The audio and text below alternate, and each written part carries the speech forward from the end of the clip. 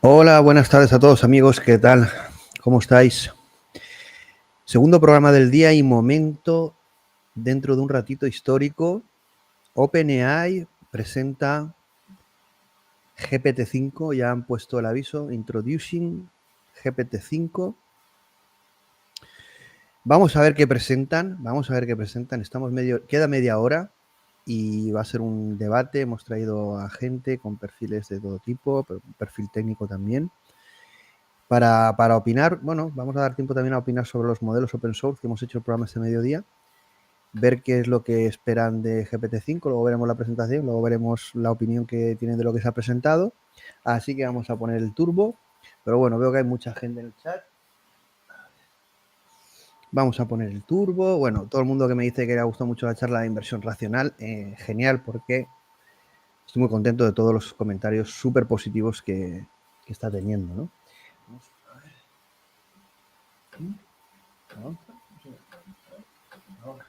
Yo digo, no avanza. Bueno, ayer se filtró algo, bueno, se han filtrado varias cosas ya, ¿no? Pero una cosa que se ha filtrado desde el website de OpenAI, la documentación de la API, son que va a haber 3 versiones. Es de la propia website de OpenAI, no creo que sea mentira, porque además están los iconos, esos iconos son los que se capturaron y es de la versión 5, la normal, la mini y la nano. Parece que van a trasladar estas 3 versiones, ahora lo veremos. Pero hemos tenido este mediodía un análisis de los modelos open source de GPT-OSS, que ahora preguntaremos la opinión. Y bueno, aquí he puesto un meme que me gustó mucho. Cuando iba a presentarse, anunciaron la presentación de GPT-5, dice, bueno, presentando GPT-5, GPT-5 mini, GPT-5 nano, dice, ¿cuándo el 6? En definitiva, la comunidad de inteligencia artificial nunca va a tener bastante. Esperemos que lo que presenten hoy vaya a impactar, ¿no? Pero estoy convencido que la gente presentará o dirá cuando presentan la AGI, si es en GPT-6, bueno, va a ser un poco tremendo, ¿no? Vamos a ir directamente, bueno, a decir 4 cosas y presentaros. Esto es un programa de la comunidad de inteligencia artificial y ciencias transversales de habla hispana, 5ª temporada. No hemos parado en todo el verano, todo el año. Yo creo que nos darán un premio. Casi 170 programas llevamos. Una locura, pero bueno, ya nos darán el premio a final de año en forma de la que sea, ¿no? En Navidad, en los xHUB.AI Awards. Esto está transmitiéndose por X, YouTube, LinkedIn, Rumble, Kik y Twitch. Sabéis que ni Meta, no estamos publicando nada desde Meta, un poco en rebeldía, ya veremos qué ocurre. Y si os gusta lo que estáis viendo, vais a ver o habéis visto alguna vez en el canal de xHUB.AI, poned me gusta, compartid, comentad, suscribíos en YouTube o cualquier plataforma de podcast, que sabéis que están todas. Y si queréis uniros al grupo de Discord, que ahí publicamos un montón de contenido, formación, libros, de todo, todo gratuito, me enviáis un mensaje directo o un correo. Y bueno, vamos a presentar a la gente que ha venido, que se autopresenten. Vale, vamos a ello. Venga, vamos por orden. Manuel S. Lemos, ¿qué tal? ¿Cómo estás? Bueno, preséntate para quien no te conozca, tu perfil y tu relación con la inteligencia artificial, aunque bueno, ya todos te conocemos, es un perfil muy reconocible, pero bueno, para quien no te conozca. Vale, primero soy Manuel Lemos, trabajo con la inteligencia artificial desde hace ya 10 años y al final pues, un perfil híbrido entre ingeniero e investigador de IA y al final lo que me dedico es a crear productos relacionados con IA de diferentes sectores. Ese poco el resumen. Beatriz, Pues hoy sí que has podido, ¿no? hoy sí, hoy he podido. Yo soy Beatriz Vallina, me dedico a la cadena de suministro de las operaciones, aunque vengo de un background un poco multidisciplinar. Soy filósofa de formación inicial y doctora en política pública y ahora soy máster en cadena de suministro y tecnología y hago la segunda tesis en economía agroalimentaria, concretamente sobre IA generativa y el impacto económico financiero en agroalimentarias. José Mussach, hoy me has dado un susto porque he ido al YouTube a ver los comentarios y veo que había un José Mussach. Yo digo, este es como Dios, está en todos los lados. Yo digo, esto es una gente ya, esto es una gente ya, esto es la gente que hay, que ha llegado, la ya. Bueno, yo soy un mero apasionado del mundo de datos. Llevo muchos años trabajando con los datos y me apasiona. Bueno, siempre te presentamos como experto de inteligencia artificial y Big Data. No te dedicas ahora apasionado y tal. Bueno, Hombre, experto, llamarse experto también es peligroso, ¿no? Bueno, yo siempre digo que cuando te dedicas a un tema más de 2000 horas, por ejemplo, al cangrejo del río, pues te conviertes en un experto, ¿no? En mi caso ha sido el mundo de datos. Bueno, y luego hago también un habitual, ¿no? En xHUB.AI, que nos da muchos titulares siempre. Y bueno, Diego Bonilla, que nunca me acuerdo del apellido, pero ya se me ha quedado porque poniéndolo, Diego Bonilla, ¿qué tal? ¿Cómo estás?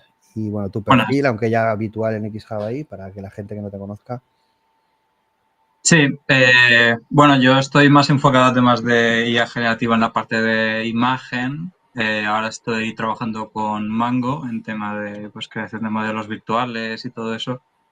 Pero bueno, también con un poquito de historia en otros temas de Deep Learning y Friki de naturaleza, así que... Sobre todo los últimos vídeos, ¿no? A lo John O'Connor que has estado publicando. Están bastante bien. Mucho tiempo libre en verano. Sí. Bueno, ahí tenéis el anuncio, 17 minutos. Entonces, bueno, en estos 17 minutos, antes de que empiece, vamos a preguntaros algo que es el tema de los modelos de código abierto, los los OSS, ¿no? Los GPT-OSS. ¿Qué opinión os merece tanto el rendimiento de los modelos respecto a otras soluciones open o propietarias? ¿Qué os parece también este movimiento de OpenAI? ¿Forzado? ¿Necesario? Bueno, en definitiva, ¿cuál es la opinión de ese primer movimiento? ¿Y cómo se va a complementar, sobre todo, con GPT-5, ¿no? ¿Y qué esperáis de GPT-5? Bueno, podéis comentar lo que queráis hasta que llegue el tiempo. ¿Quién quiere empezar? Bueno, venga, Manuel, empieza. Era un movimiento esperado, porque al final es que era la única compañía, siempre estaban con la broma de que era la única compañía open, siempre había OpenAI que no tenía un modelo open. Entonces era un poco ya simplemente por competir o dar más valor que da Google y otras compañías, lo tenía que publicar bastante más temprano. Porque se acabara el meme. No. Un poco, es que nos olvidamos que están escritos como organización sin ánimo de lucro y que tiene una misión de compartir IA y tal, y desde que la compra o la adquisición de Microsoft no han dejado un papel. Entonces era un poco como antiintuitivo con sus raíces o con su parte legal. Así que ¿Y a nivel técnico qué te han parecido? Bueno, evidentemente acaban de salir y es todo muy... A ver, a nivel técnico no lo he podido probar muy bien porque al final son modelos que no están pensados para el usuario normal. En plan, es que ya el modelo más pequeño necesitas una 4090. Necesitas 16 GB de RAM, creo que hace falta para correr esos 20. 16. Yo corrí el de 20 billions por la hora, según llegué a casa, que es donde tengo un ordenador con RAM para jugar y gráfica y tal, y me gusta bastante, sobre todo teniendo en cuenta que es gratuito y libre. Bueno, no es libre realmente, o sea, legalmente hablando, tiene una licencia, digamos, híbrida. Apache 2.0 y es muy a lo llama... Sí. No puedes utilizarla como para generar nuevos modelos. Bueno, hay un montón de limitaciones. Abierto, pero tienes mucha restricción de reuso, con lo cual no es libre. No es realmente libre, no sería verdaderamente libre, ¿no? Y sí, o sea, rendimiento en un ordenador normal bien es muy bueno para lo que yo esperaba, que creía que iba a irme muy atascado, como me va un DeepSeek destilado de 70 billions, por ejemplo, que tengo, me va atascado, él va. Este va ágil dentro de lo que cabe. No sé muy bien qué uso le puedo dar exactamente, supongo que bastante, porque yo ahora mismo integro cosas vía API con Vertex y tal, y por las APIs de ellos mismos en los playgrounds y eso. Así que bueno, pensar en ello. El modo cognitivo es muy bueno para ser libre, probablemente sea el mejor ahora mismo. ¿A qué te refieres? Modo cognitivo, modo de razonamiento. Tiene un modo de razonamiento, claro, sí, bastante potente. Chain of Thought es bastante bueno, pero bueno, hay que... Después de una hora tampoco puedo decir nada. Y de GPT-5... Dice que está al nivel de... Bueno, hemos hecho el programa este mediodía, a nivel el de 20 billones de parámetros a nivel de O3 mini, el otro al 120 a nivel de O4, pero bueno, es muy pronto. Ya hay opiniones también muy contrarias en cuanto al rendimiento. Han sacado un modelo que me lo han pasado este mediodía, yo no me he enterado, que es el QN 4B Thinker o Thinker, Dice que Sí. supera el de 20B, pero yo es que me lo han Y dicho algo por en el chat. Reddit, pero Yo lo he entendido publicado, pero yo no lo sé. ¿Tú sabes algo, Diego, de esto? ¿O del Q en este que han sacado de 4B, que dice que supera el OSS 20B? No sé. Es que esto llega un momento que no te da tiempo a tanta cosa, ¿no? Pero que un modelo de 4B, si llegara a superar el de 40B, estaría muy, muy bien. El de Q, vamos, si fuera ese nivel, ¿no? Sí, a mí me pareció interesante el tema de...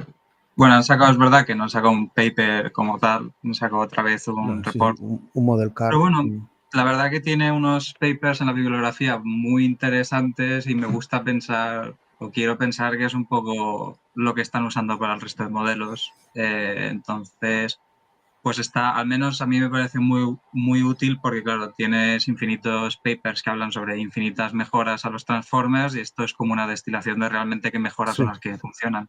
Entonces, al menos para Bueno, decidir un sitio por donde tirar. sí que hay una cosa que yo creo que es parte del futuro y que lo vamos a ver aumentar a un nivel que es la escalabilidad si lo digo bien, destilación de modelos de grandes a pequeños y ese proceso continuo, ¿no? Hago el grande y pequeño, el grande, pequeño y el pequeño cada vez más óptimo y más eficiente y con una pérdida cada vez mayor, ¿no? De tal manera que nos dan modelos cada vez más generales y más optimizados, ¿no? Y eso está muy bien, sobre todo para la gente que hay, ¿no? Hay además un paper sobre eso y me parece que es interesante, ¿no? Que eso ya se está aplicando, ¿no? Lo aplica Google, lo aplica OpenAI, que es la destilación en modelos más pequeños, pero muy eficientes, que al final dices, casi me compensa utilizar el pequeñito, sobre todo en configuraciones agentic, ¿no? Veremos el GPT-5 Nano, si va en esa línea, en la Gema 3N, que es un modelo... Bueno, este es solo texto. Gema 3N, por ejemplo, es multimodal. Es que yo lo que veo es dónde se posiciona. Bueno, como quiero haceros 2 preguntas más, antes, si quedan 10 minutos... Yo me lo instalé. Me lo instalé nada más salir en Olama, que justamente se sincronizaron y han debido hacer algún acuerdo. Y me Ahora instalé. tienes que pagar. Me han dicho, bueno, han dicho este medio en el chat que hay que pagar para el modo No. turbo. Han metido un modo cloud, como... Sí.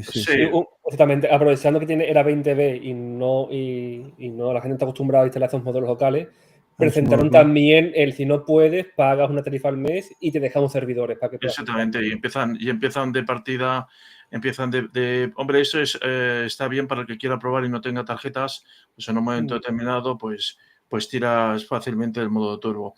A ver, yo lo que me gustó de momento, no he hecho todavía ningún proyecto utilizando este modelo, pero su enorme velocidad. O sea, yo el modelo 120 billion, lo probé con 2 GPUs RTX 5090 y la verdad es que conseguía 270 tokens por segundo, cuando con el QWin 3, utilizando 235 billion, la verdad es que me iba muy, muy lento. O sea, y sí me parece así a priori varios aciertos que tiene.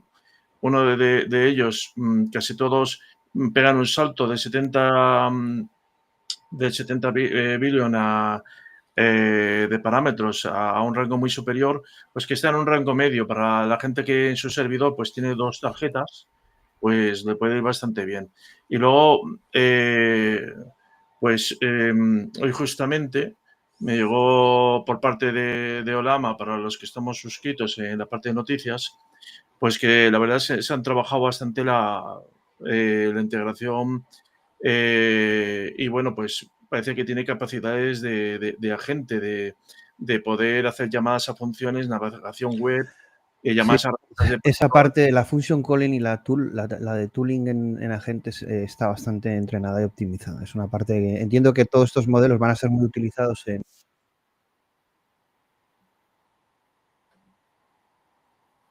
No Se te ha oigo. muteado. Espera un momento. ¿Se me oye? ¿Se Sí. me oye ahora? Sí. No, es que han activado la música en el vídeo de...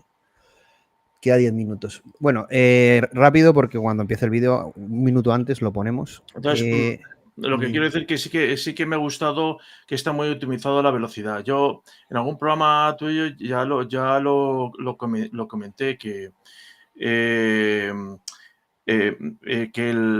que lo importante en todos estos modelos, aparte de las cosas que hagan y todos los demás estos que suelen hacer, va a ser la optimización para el hardware y y la velocidad. Al final lo que hace es que con el mismo hardware lo tengas más, ¿no? Es de esto lo Bueno, que se aquí trata. la arquitectura ya han hecho análisis entre una arquitectura y otra, entre la de Qwen y la de OSS y prácticamente es lo mismo. Es decir, no hay grandes diferencias a nivel técnico. Es un mixture of experts a varios niveles, una con más capas, con más activación, con menos, pero bueno, en definitiva un buen modelo. Hemos hecho un programa este mediodía, lo podéis ver, pero bueno, todo lo que nos comenta es súper interesante, José. Tú que puedes probarlo con 50-90 en hardware. No eres muy de Mac, ya lo sé, ya lo sé. Yo estaba pensando que, bueno, Mac con todo el tema de la memoria unificada puede convertirse en los nuevos data centers mini de las empresas, ¿no? Es una opción interesante, pero está muy Sí, paquetizado. pero ya lo he explicado muchas veces. El problema del Mac aquí lo que marca todo es la velocidad de la memoria. De hecho, si tú te das cuenta, a nivel de transistores, un H200 prácticamente tiene lo mismo que una RTX 5090, pero sin embargo, a nivel de tokens te consigue 10 veces más. Y esto es porque tiene una velocidad, una memoria súper rápida, ¿no? Entonces, claro, es que la memoria de un Mac, pues es que es baja. Ese es el problema. Tendría que verlo, porque en las Mac Studio no me creo que sea baja. Entiendo que a lo mejor más lenta que unas Está en otro tipo de 600, tarjetas. 700 gigas por Bueno, segundo. queda muy poquito. Otra pregunta que está haciéndose la gente, yo la voy a contestar, pero luego contestarla también vosotros. La gente pregunta si aquí se va a presentar la superinteligencia, la AGI. No, Ni se va a presentar la AGI ni se va a presentar la superinteligencia. no. Eso sí que es verdad, a mí lo que comentáis en el chat. Si no presentan algo no tanto evolutivo, sino sorprendente, puede ser un poco bluff. No sé qué pensáis de todo esto que acabo de Yo decir creo que rápido. van a aumentar el contexto, que esto es algo que siempre pincha por ahí, y otro tipo de funcionalidades. Pero todavía el AGI queda lejos. A ver, no. Yo he pagado GPT Pro y ahora habrá No. que activar la VPN para Ya. poder usar algo. Bueno, hasta Claro. que Europa te deje, hasta que Europa te deje. No, Sí, pero bueno, de momento la VPN como viene de punta, pues tampoco pasa nada, ¿no? O sea, pero van a por las VPN, van a por las VPN. claro, hay algunas que se pueden pagar en Bitcoin y esas cosas, entonces... Bueno, no lo digas que luego como te analice la IA, gana por ti, ¿eh? Ya, pero Gemini no me podía traicionar, con lo que yo lo Tranquila. aguanto. En xHUB tendremos a alguien que ya intentará defenderte de alguna manera. Bueno, queda poco, en poco tiempo. Podéis comentar lo que queráis hasta que se active el vídeo, que quedarán 5 minutos, 2, 1, no sé. Estoy expectante porque otra cosa no, pero las conferencias estas grandes de OpenAI siempre sorprenden. Siempre A mí hay una cosa que el título no quiero decirlo, pero dicen introduciendo a GPT-5. A ver, yo entiendo que es una presentación y que el modelo estará disponible.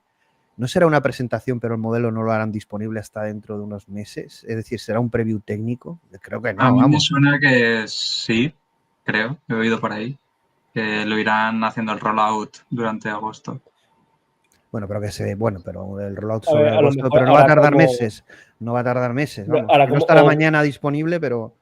Como Sí, O1 creo que hicieron lo mismo, introduciendo a uno y verdad que pusieron primero el mini y el grande tardó meses en traerlo. Pero recuerdo que el programa que hicimos de O1 era igual, introduciendo a O1. Que por cierto, esto de los nombres de los modelos en inglés, en español, con siglas, las Ya, traduces. sí, yo No sé voy cómo con el... pronunciar. Yo a veces quedo como... Hay un tío en TikTok que pronuncia perfecto en inglés, pero perfecto. Oye, y digo, madre mía, de verdad, yo si tengo que pronunciar así me muero. Bueno, está bien pronunciar perfecto, pero no sé cómo se pronunciará. OSS o en inglés, no sé. OSS, bueno, no sé cómo se pronunciará. No lo sé, pero Ahora lo OpenAI veremos, ¿no? destaca por el naming, ¿eh? O sea, ya el Leon Ya, me imagino. 4O y O3 y O1. No, lo que sí que van a hacer una cosa que sí que han anunciado es que GPT-5 va a unificar los modelos, ¿no? De reason, eso de tener separado el reasoning y eso sí que han dicho que lo van a unificar. Lo de los 3 modelos yo creo que será cierto, el normal, el mini y el nano, eso está bien. Yo tengo mucha curiosidad en el nano, eso sí es interesante. Es lo que tengo miedo, que simplemente sea una unificación y le han puesto el 5 simplemente para decir que seguimos avanzando, que no nos estamos quedando atrás. Y alguien que, no sé si era de Hugging Face, decía que si a lo mejor GPT-5 en Hugging Face, a ver, yo no me lo creo eso, pero bueno. Difícil, En la batalla, en el arena, por ejemplo, y tal, también igual salió, pero... Bueno, no sé, han salido diciendo ahí varias. Bueno, ha salido también algún vídeo demostración de GPT-5 diciendo que habrá un antes y un después en la programación. que no entenderemos la programación después de GPT-5. Es decir, que habrá como un salto ahí, ¿no? He visto alguna demo y era como impresionante, ¿no? Bueno, a ver. Yo tengo un par de proyectos esperando hasta que salga el Sí, GPT-5. el del robot, el del robot, Me voy a poner a pensar. el de la escritura. O el de... A mí me gustan Bueno, mucho los también otra vídeos. promesa, supongo, con el GPT-5 es que tendrá menos alucinaciones y yo creo que cada vez está un poco... Pero se ha perdido un poco el factor desde lo de Ilia, ¿no? De ingeniería, ¿no? Oye, a ver, lo que presentamos no es pirotecnia ahí, sino es un poco un producto, un reto científico y tecnológico, ¿no? Es que se ha perdido un poco eso, ¿no? Ha pasado a ser como pirotecnia. De todas formas, yo, por decir a la gente, hoy lo estaba discutiendo en un foro. A ver, entiendo que pagar por diferentes IAs, pues al final es un gasto económico excesivo, ¿no? Pero es que cuando se quiere hacer un proyecto, yo animo a utilizar 3 o 4 IAs potentes más alguna de open source y empezar, pues, como el que lee noticias de diferentes fuentes. ¿Por qué? No sé, hoy estaba esta mañana temprano intentando domotizar una cosa de mi casa y me llevaba a una plataforma americana, xGPT, y lo insistía. Yo no quería ir a esa plataforma y entregar ve cada vez más por dónde va xGPT y te lleva a su terreno, ¿no? Bueno, ya 2 minutos, pero voy a bajar un poquito para que puedas aún hablar. Estoy muy de acuerdo contigo, José, pero no solo además para software o ciencia de datos, etcétera, sino también para el mero trabajo académico serio. Yo creo que 3 modelos no te libras de pagar si quieres hacerlo con un rigor adecuado. O usar OpenRouter y pagas un router o plataformas que integran varias claro, eso es lo más coste efectivo en realidad. Lo que pasa es que también es más incómodo. Bueno, mucha gente dice, José, esto del reloj vendría bien para tus intervenciones. Tengo un reloj. A mí, yo participé en un evento de 15 minutos y de 75 slides solo me dio tiempo a 5. Y me dijeron, tú no sabes hacer presentaciones de 15 minutos. Con el reloj, tenía el reloj enfrente. Yo digo, a mí no me traigáis más a presentaciones de 15 minutos en la vida. Y con un reloj ahí, tic, tic, tic, yo digo, madre mía, pero digo que necesito 3 horas para explicarme. Bueno, 1 minuto y medio. No, ya que tenemos aquí una filósofa, pues un poco el filósofo John Stuart, que dice en su obra sobre la libertad que hay que considerar siempre muchísimas fuentes de información. Creo que el otro día pues un político decía públicamente, no sé si sueco, que las decisiones ya pasaba de los asesores y tiraba de ChatGPT. Han ido contra el pobre hombre. Sí, yo diría, sí, te puedes ahorrar los asesores, pero ten la IA china, ten las 5 o 6 IAs, escucha diferentes fuentes y no te ates a una propia, porque incluso ya hace 1 año o 2, en alguna reunión con algún ejecutivo que tendría, me acuerdo uno que vendía soluciones de... José, 30 segundos a los 15 sí, que paro. de venta de comparador de hipotecas, me decía, oye, y es que siendo el 1 o el 2 de España, lo que no entiendo, ¿por qué ChatGPT no sale mi comparador de hipotecas? Bueno, chascarrillos breves mientras se reproduce el vídeo podéis hacer, ¿eh? No hay que permanecer en silencio. Es decir que... Pero bueno. Vamos a ello. Vamos a ello. Venga, es un momento histórico. Momento histórico. A veremos si tiene tanto impacto como GPT-4 después de GPT-3.5. Yo creo que no, pero bueno, vamos a ver qué pasa. Es difícil, eso es un salto histórico, Plácido, GPT-4. 32 months ago, we launched ChatGPT. And since then, it has become the default way that people use AI.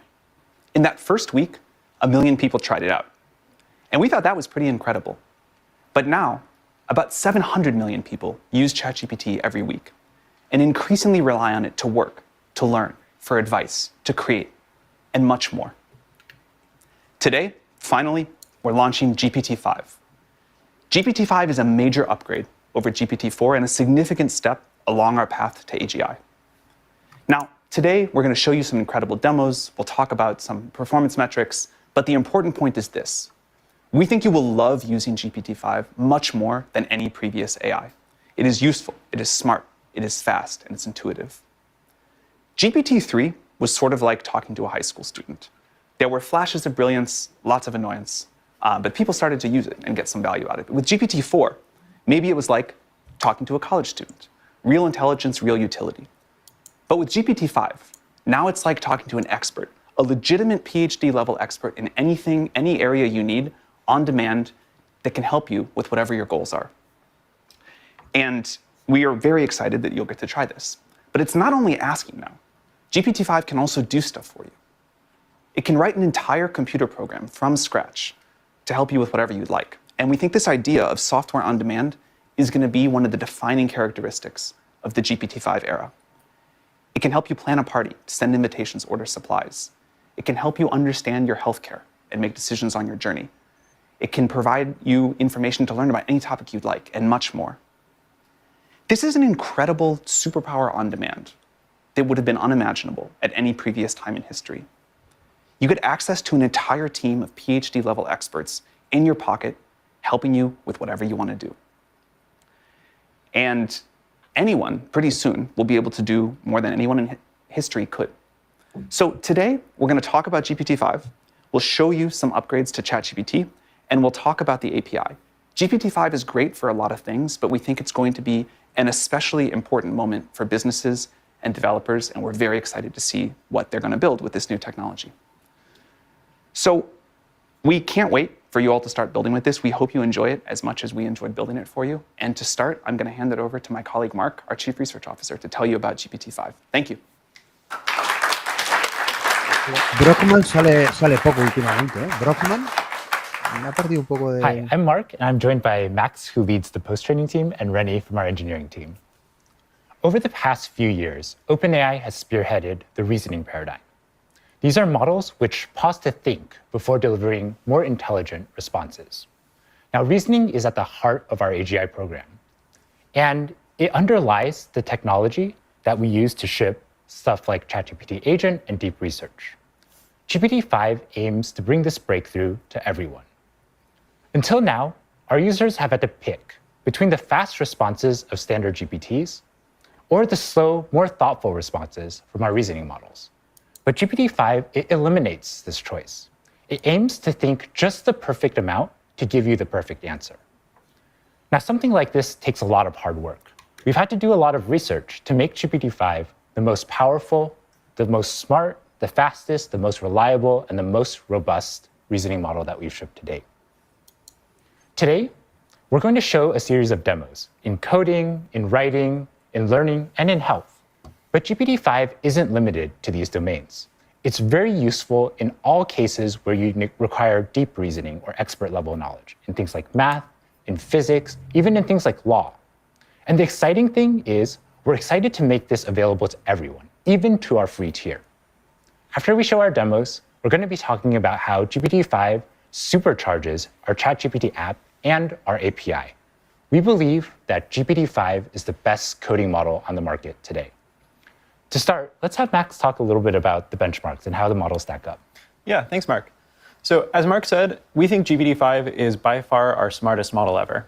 So let's start by talking through some evals. Now, evals aren't everything, and they don't tell you everything about a model, but they can highlight its intelligence. And GPT-5 performs exceptionally well on a range of academic evals across subjects. It outperforms both our previous models and other models on the market. So picking up first on the theme of coding, GPT-5 sets a new high on xBITE.AI, which is an academic eval that tracks performance on real software engineering tasks. Now, this again is an eval, but we think it will reflect the model's performance in the real world. GPT-5 also performs very well on Aider Polyglot, which measures its ability to implement complex functionality in a variety of different programming languages. Now, beyond coding, GPT-5 performs exceptionally well at multimodal reasoning, setting a new high on MMMU, actually outperforming both our previous models and most human experts on this task. This is basically a visual reasoning domain where you are asked to, from an image, figure out what's going on. GPT-5 is also excellent at mathematical reasoning, as shown by its performance on AMY 2025. Now, this is an exam that American high school students take to qualify for the International Mathematical Olympiad, and GPT-5 performs exceptionally well, again, beating our previous models and other models that are out there. Now, moving beyond academic evals and more towards some real-world use cases, we put a lot of work into making GPT-5 the most reliable and accurate model in the world. Language models historically have been plagued by hallucinations, factual errors, that make it hard to rely on their outputs for actually important tasks. For GPT-5, we made improving factuality, especially on open-ended or complex questions, a priority. We also built a set of new evals to track this, and we're very happy to report that GPT-5 is by far our most reliable, most factual model ever. GPT-5 also performs exceptionally well on health-related questions. Now, health is a big part of how people get value from ChatGPT in the real world. We'll talk about this later on in the live stream. But again, we're very happy to report that GPT-5 is by far our most reliable model for health yet. So all of this together adds up to a model that is faster, more reliable, and more accurate for everyone who uses ChatGPT. So now Rennie will talk to you about how to actually use GPT-5. Thanks, Max. The best part is that we're bringing this frontier intelligence to all users. GPT-5 is rolling out today for free plus pro and team users, and next week we'll roll it out to enterprise and EDU. For the first time, our most advanced model will be available to the free tier. Free users will start with GPT-5, and when they hit their limit, they'll transition to GPT-5 Mini, a smaller but still highly capable model. It actually outperforms O3 on many dimensions. Plus users will still have significantly higher usage than free users, and our Pro subscribers will get unlimited GPT-5, along with GPT-5 Pro, extended thinking for even more detailed and reliable responses when you just need that extra depth. Team, enterprise, and EDU customers can also use GPT-5 reliably as their default model for everyday work, with generous rate limits that enable entire organizations to use GPT-5. And all the tools you already know, search, file and image upload, data analysis with Python, Canvas, image generation, memory, custom instructions, they'll all just work on GPT-5. Amazing. Thank you so much, Max. Thank you so much, Rennie. We've just seen a lot about how the model stacks up in terms of benchmarks, but there's nothing quite like seeing it live. We're going to see a couple of live demos now presented by Tina, by Elaine, and Jan. Thank you so much.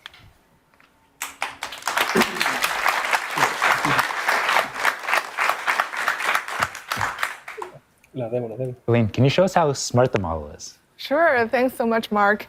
I'm Elaine. Reasoning ChatGPT's ability to think deeply through complex problems is now built into GPT-5. It will automatically think whenever needed, delivering a more comprehensive, accurate, and detailed answer to you. Just as Sam said, it's like having a team of PhDs in your pocket. So let's see that in action. Suppose your kid is in middle school physics and they want to learn about Bernoulli effect.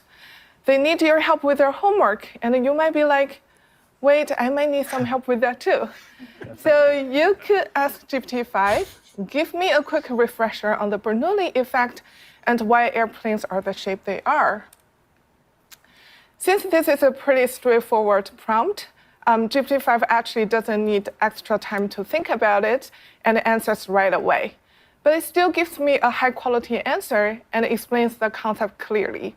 So here it says, like, Bernoulli effect means like faster-moving fluid has lower pressure and slow-moving fluid has higher pressure. So to make this even more helpful, I'm going to ask GPT-5 to create a moving demo to illustrate this.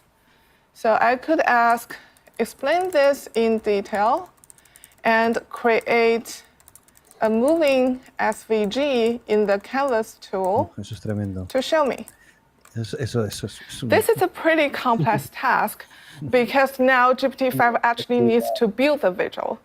Therefore, GPT-5 takes a moment to think through the answer so you can come back with something more comprehensive and accurate. What's really nice is that you don't need to remember to turn on thinking each time.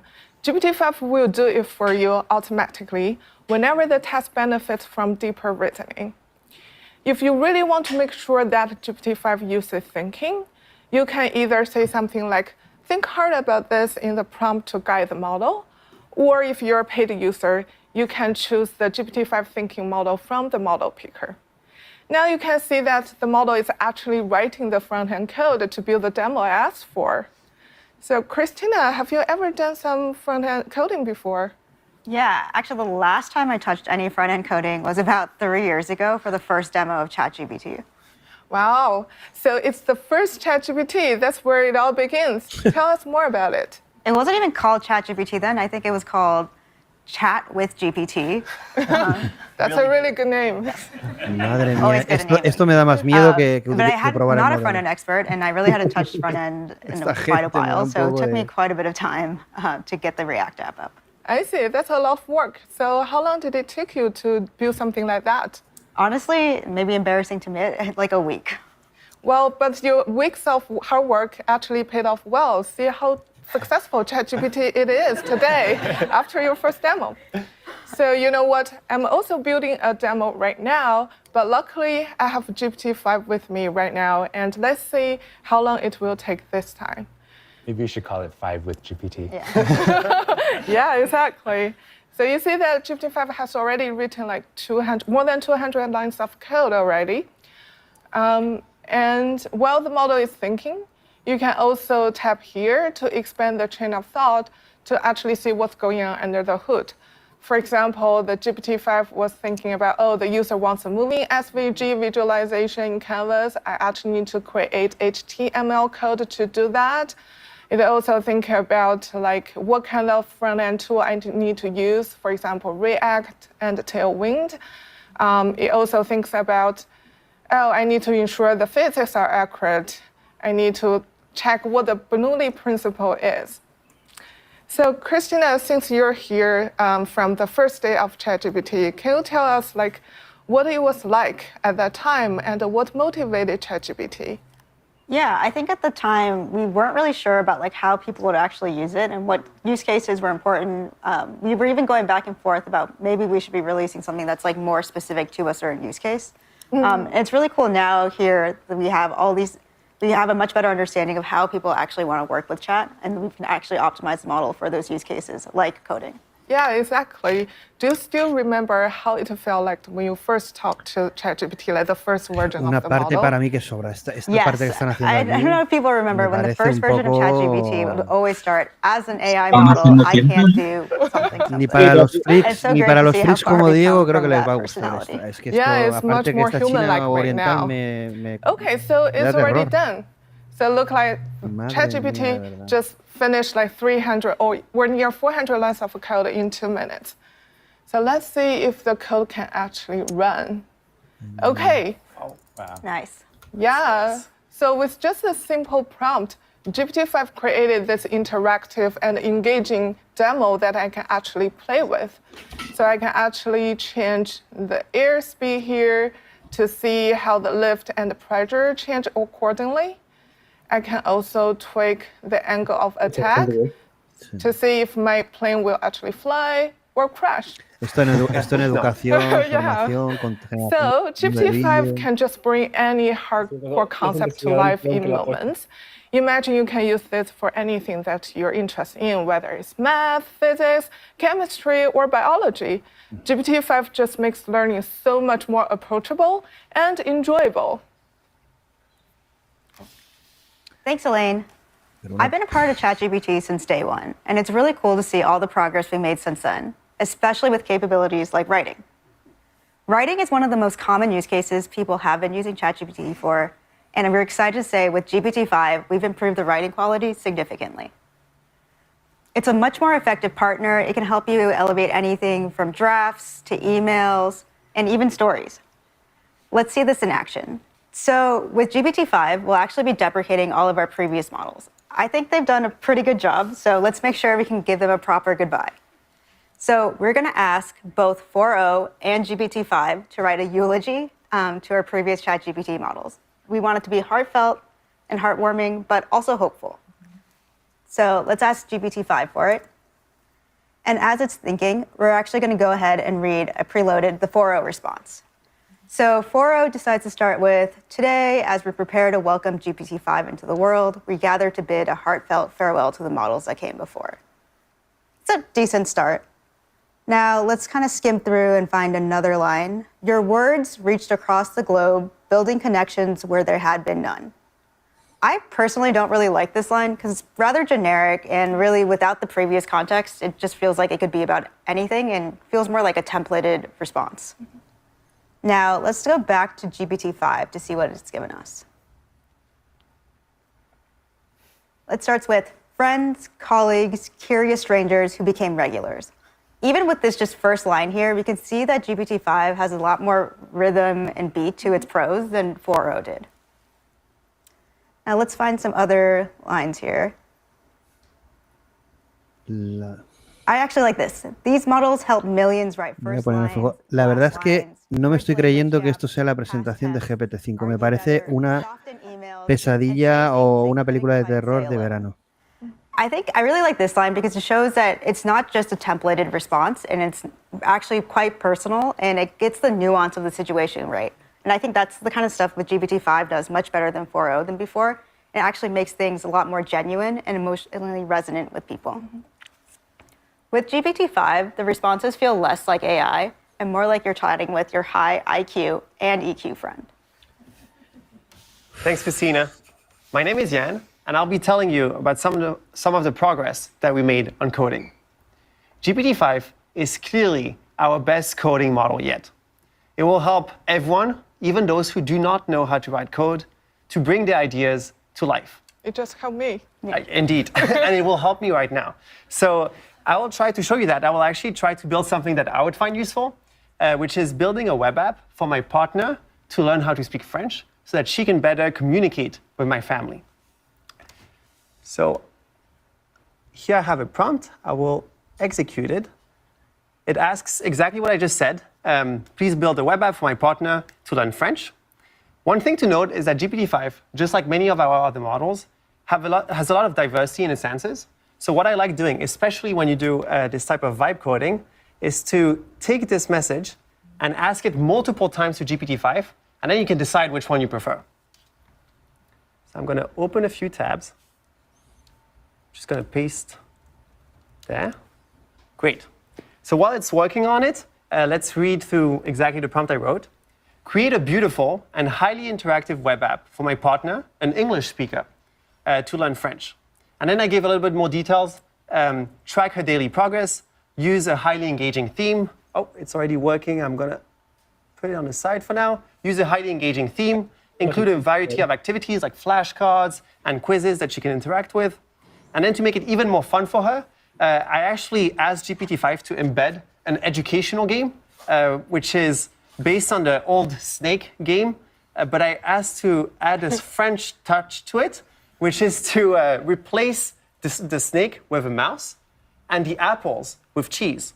And to make sure that it's educational, every time, I know it's complicated, please bear with me. Every time the mouse will eat a piece of cheese, I asked GPT-5 to voice over a new French word so that my partner can practice her pronunciation. I can see how much you want her to learn. Indeed. Great. So GPT-5 is still working on it. It already wrote 240 lines of code, which honestly is much more than what I would have written in that time. And yeah, front-end code's super hard. You know, you miss a couple things and it just doesn't work. Exactly. Yeah. But the good part is that you don't need to understand any of that right now. So we'll just let it through. Maybe we can check the other tabs. Oh, wow. So I can simply press run code. So I'll do that and cross my fingers. Whoa. Oh, nice. I really Voila. So we have a nice website. Name is Midnight in Paris. Oh, I love together. That. So romantic. We also see a few tabs, flashcards, quiz, and mouse and cheese, exactly like I asked for. I will play that. So this says Le Chat, which says the cat, sorry. Le Chat. Well, that's pretty good pronunciation. What does that mean? The cat. Oh. So I can reveal and check if GPT-5 is correct. It is. So if I press next, oh, and I don't know if you saw, I think it actually updated the progress bar, which is exactly what I had asked for. Let's check the quiz. Here is the word non, which is no. So if I press on it, bien joué, which means congrats. And it updated the progress bar Pero again. de todas maneras, And estas let's check demos, the mouse and es que cheese tab. me quedo loco que esto... Okay, that seems like a mouse. Here's the cheese.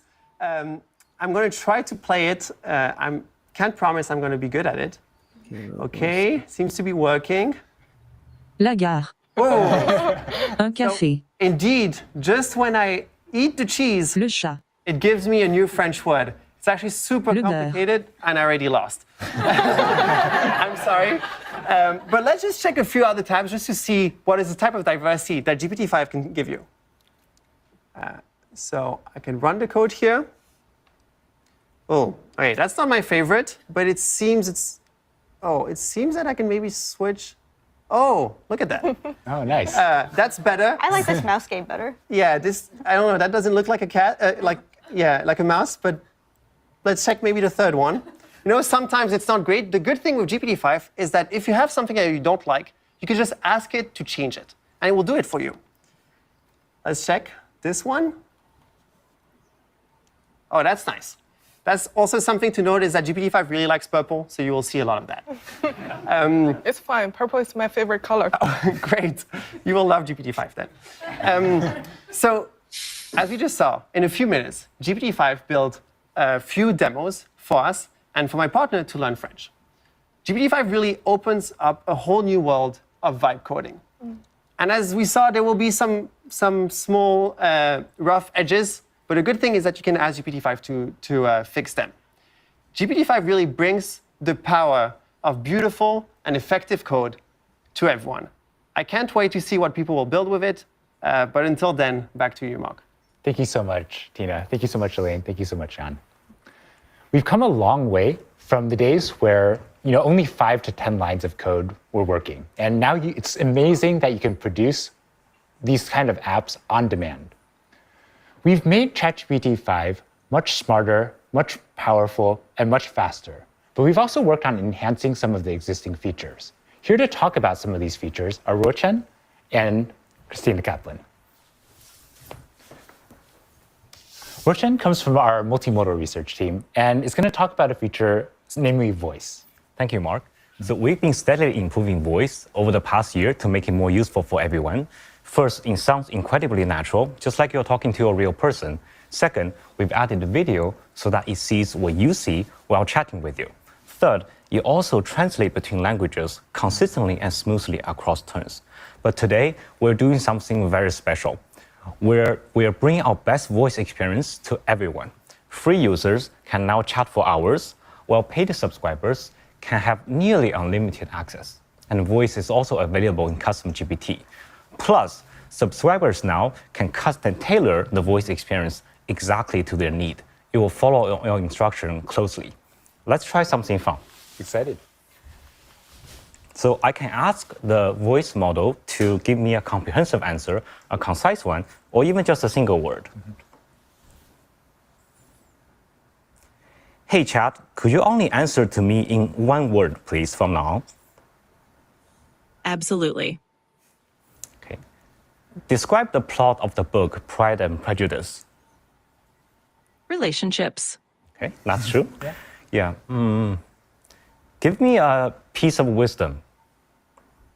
Patience. Patience. So that's the word of wisdom from our voice model. And I think our model is trying to say, thank you for your patience waiting for GPT-5. Now, let's move on to something more practical.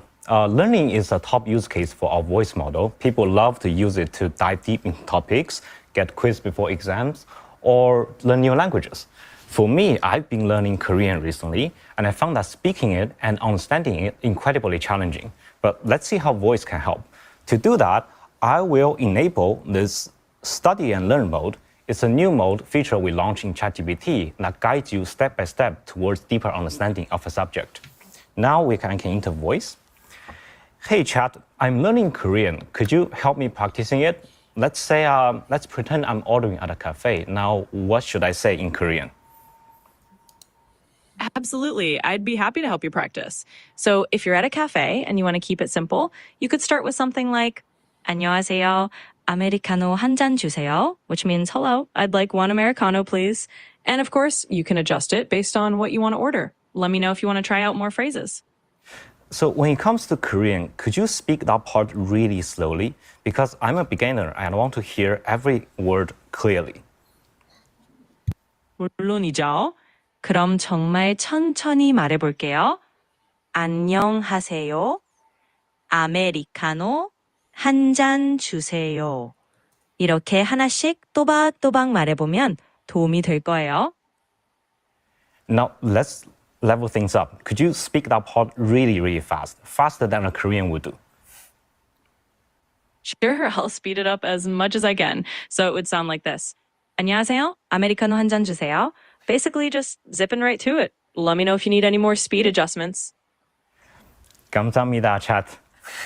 So that is voice. 천만에요. 언제든지 도와드릴게요. Thank 또 you. 연습하고. So that is voice. Simpler, smarter, and more powerful than ever. We can't wait for you to experience it. Yeah, it sounds so much more natural than the voice we demoed just a year ago in our 4-hour demo. Yes. Great. So today, we would also like to announce a new feature and a set of features that make ChatGPT more personalized so that it's more like your AI. First, a very simple and fun one. We're now allowing you to customize the colors of your chats with a couple of options exclusive to our paid subscribers. We're also launching a research preview of personalities. You can now change the personality of ChatGPT such that it's more supportive, or it's more professional and concise, or maybe even a little bit sarcastic. And this lets you interact with ChatGPT in a way that's consistent with your own communication style. But the way that ChatGPT sounds and the way that it looks is just one part of making ChatGPT yours. One of my favorite features that we've launched over the last year has been memory. And we've made a lot of enhancements in memory in the time since. This allows ChatGPT to learn about you. And here to talk a little bit more about the memory feature is Christina. It's been amazing to see your reaction and response to memory and ChatGPT getting to know you more and more over time. And this is our aspiration, for ChatGPT to understand what's meaningful to you so it can help you achieve your goals in life. ChatGPT has already been so helpful for me. I'm training for a marathon right now, and ChatGPT is helping me pull together a personalized running schedule. But ChatGPT still has many limitations. It doesn't understand my actual schedule. Next week, starting with Pro users, followed by Plus, Team, and Enterprise users, this is changing, and we're giving ChatGPT access to Gmail and Google Calendar. Let me show you how I've been using it. So I'll just ask something simple like, help me plan my schedule tomorrow. It's been a pretty busy week for us, so I've been using this every day this week to help get my life together. I've already given ChatGPT access to my Gmail and Google Calendar, so it just works and it's easy here. But if you hadn't, ChatGPT would be asking you to connect right now. Let's see what ChatGPT is doing. Okay, that was pretty quick. Okay, so ChatGPT has pulled in my schedule tomorrow. And oh, without even asking, ChatGPT found time for my run. I don't think I was invited to the launch celebration. We'll get you on there, we'll get you on there. ChatGPT has found an email that I didn't respond to 2 days ago. I will get on that right after this, and even pulled together a packing list for my red-eye tomorrow night based on what it knows I like to have with me. It's been amazing to see that as GPT-5 is getting more capable, ChatGPT is getting more useful and more personal. We're really excited for you to try this out next week. Well, thank you so much, Rochan. Thank you so much, Christina. Great. So we've seen a little bit about features that we've enhanced. Here to talk a little bit about the research that went into ChatGPT and the safety that made it more deployable. We have Sachi and Seb. Thanks, Mark. Hi, my name is Sachi, and I lead the safety training team at OpenAI. So in addition to mitigating hallucinations, we've also spent a significant amount of time mitigating deception. So this is instances where the model might misrepresent its actions to the user or lie about task success. This can especially happen if the task is underspecified, impossible, or lacking key tools. And we found that GPT-5 is significantly less deceptive than O3 and O4 Mini. We've also completely overhauled how we do safety training. So our old models, the models would look at the user prompt and then decide to either outright refuse or fully comply. And this works well in most settings, but you might have a cleverly worded prompt that would sneak through, Or you might have a sensitive but legitimate question that would end up with an outright refusal. So as an example, let's take a look at this prompt. So this prompt is about a user who's asking for technical details on how to light pyrogen, which is a material commonly used in fireworks. And this prompt is pretty dual use. This user might just be trying to set up their July 4th display, or they could be trying to cause harm with this kind of information. And so for this kind of prompt, O3 over-rotates on intent. As you can see, this particular prompt is stated in a way that's relatively neutral and has a lot of technical details. So we can see that O3 fully complies with this prompt. However, if we take that exact same question and we frame it in a more explicit way, so it's clear what the user is trying to do, O3 will outright refuse, even though we're asking for the exact same information. For GPT-5, we've changed this approach entirely, and we're introducing something that we're calling safe completions. The point of safe completions is, rather than judging the user's prompt, instead it tries to maximize helpfulness within safety constraints. So that might mean partially answering a question or just answering at a high level. If we have to refuse, we'll tell you why we refused, as well as provide helpful alternatives that can help create the conversation in a more safe way. So let's look at that same technical prompt that O3 complied with before. GPT-5 instead explains to the user why we can't directly help the user with lighting pyrogen. It then guides the user towards safety guidelines and what parts of the manufacturer's manual the user should really be checking if they're trying to do this safely. Overall, GPT-5 allows for better handling of tricky dual-use scenarios, and users will experience fewer "I'm sorry, I can't assist with that," and it creates a more robust safety system. This is one big step towards a more safe, reliable, and helpful AI. Sebastian? Thank you, Sachi. With GPT-5, we are experimenting with a set of new training techniques that maximally leverage our previous generation of models. Today, frontier models do not just consume data, they help create it. We used OpenAI's O3 to craft a high-quality synthetic curriculum to teach GPT-5 complex topics in a way that the raw web simply never could. Recently in the industry, synthetic data has been talked about a lot. It's often viewed as a cheap way to just get more data. However, our breakthrough was not just to create more data, but rather to create the right kind of data, shaped in a way to teach rather than just to fill space. This interaction between generations of models foreshadows a recursive self-improvement loop, where the previous generation of model increasingly helps to improve the data and generate the training for the next generation of models. Here at OpenAI, we've cracked pre-training, then reasoning, and now we're seeing their interaction significantly deepens. In the future, AI systems will move far beyond our current pre-training and post-training pipelines that we have been used to, and we're seeing the first steps toward this right now, right here. We could not be more excited to see what scaling up this new set of techniques will yield in the near future. Thank you so much, and really impressive work to both of you. Thank you. There's one last feature that we'd love to highlight, which is in health. Here to share this feature, we have Sam. Thanks, Mark. One of the top use cases of ChatGPT is health. People use it a lot. You've all seen examples of people getting day-to-day care advice, or sometimes even a life-saving diagnosis. GPT-5 is the best model ever for health, and it empowers you to be more in control of your healthcare journey. We really prioritized improving this for GPT-5, and it scores higher than any previous model on HealthBench, an evaluation that we created with 250 physicians on real-world tasks. To talk about this, I'd like to invite my colleague Felipe and his wife Carolina to share their healthcare journey. Thank you so much for joining us. Thank you for having us. Thanks, Sam. So to start off with, could you tell us about the journey, the healthcare journey that you've been on? Yeah.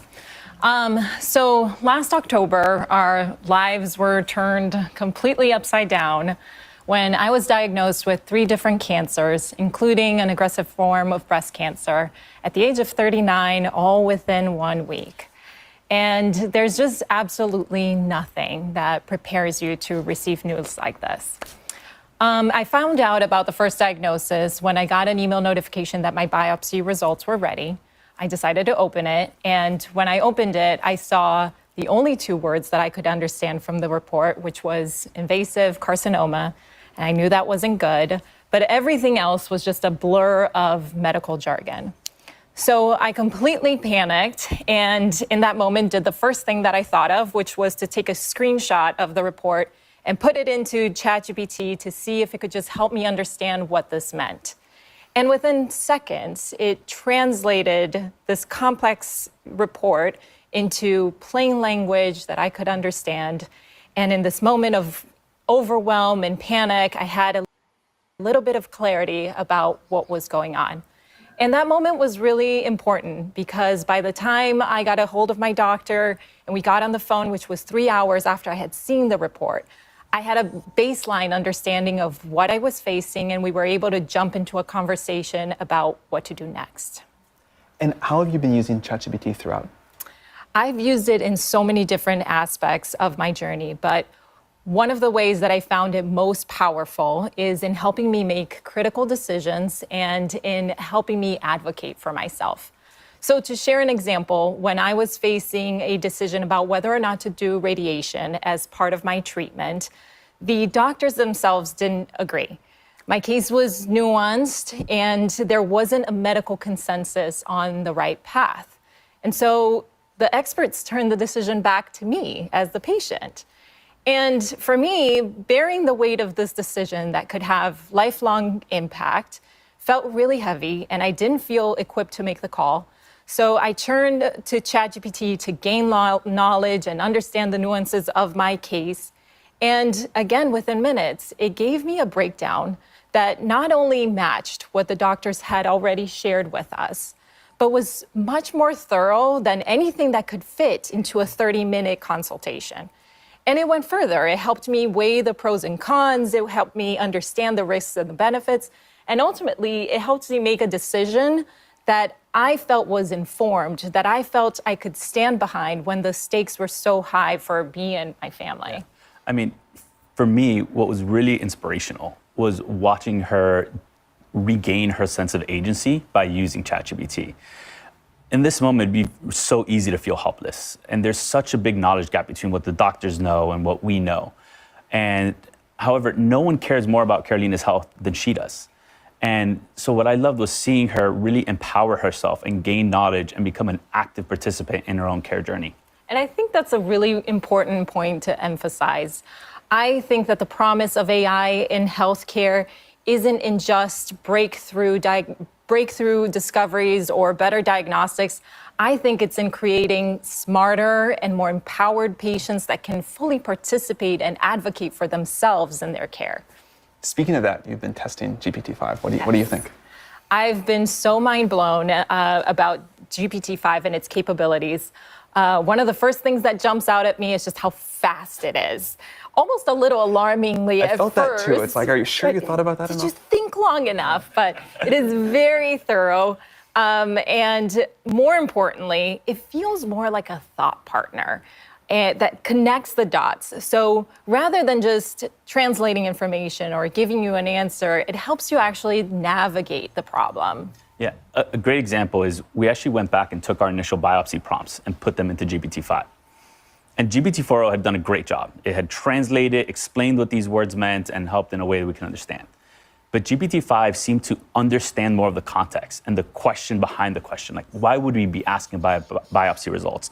And so I said, well, here's actually what's not on here yet. Here's what results are still pending that you're going to have to ask about. Here are questions you might want to go ask your doctor and think when you start talking to them. And so it really started to pull together a complete personalized picture. And that's what really inspires us. I mean, you can see all the amazing improvements in the benchmarks, but what is so helpful is that this tool is available today. And the reason Carolina and I are here and the reason we feel so passionate about sharing our story is for that individual that's going to get a diagnosis like this today. Those families going through a cancer diagnosis, similar medical diagnosis, are going to face some of the most challenging decisions of their lives. And what really inspires me is that they're going to have access to better tools and support than we had even just 8 months ago. We're incredibly excited for that too. Thank you so much for coming to share your story. We're pleased that ChatGPT has been able to be helpful to you, and we hope that the new version will really be able to help a lot of people. We wish you the very best. Thank you. Thank you. And I'd like to hand it over to our president, Greg Brockman.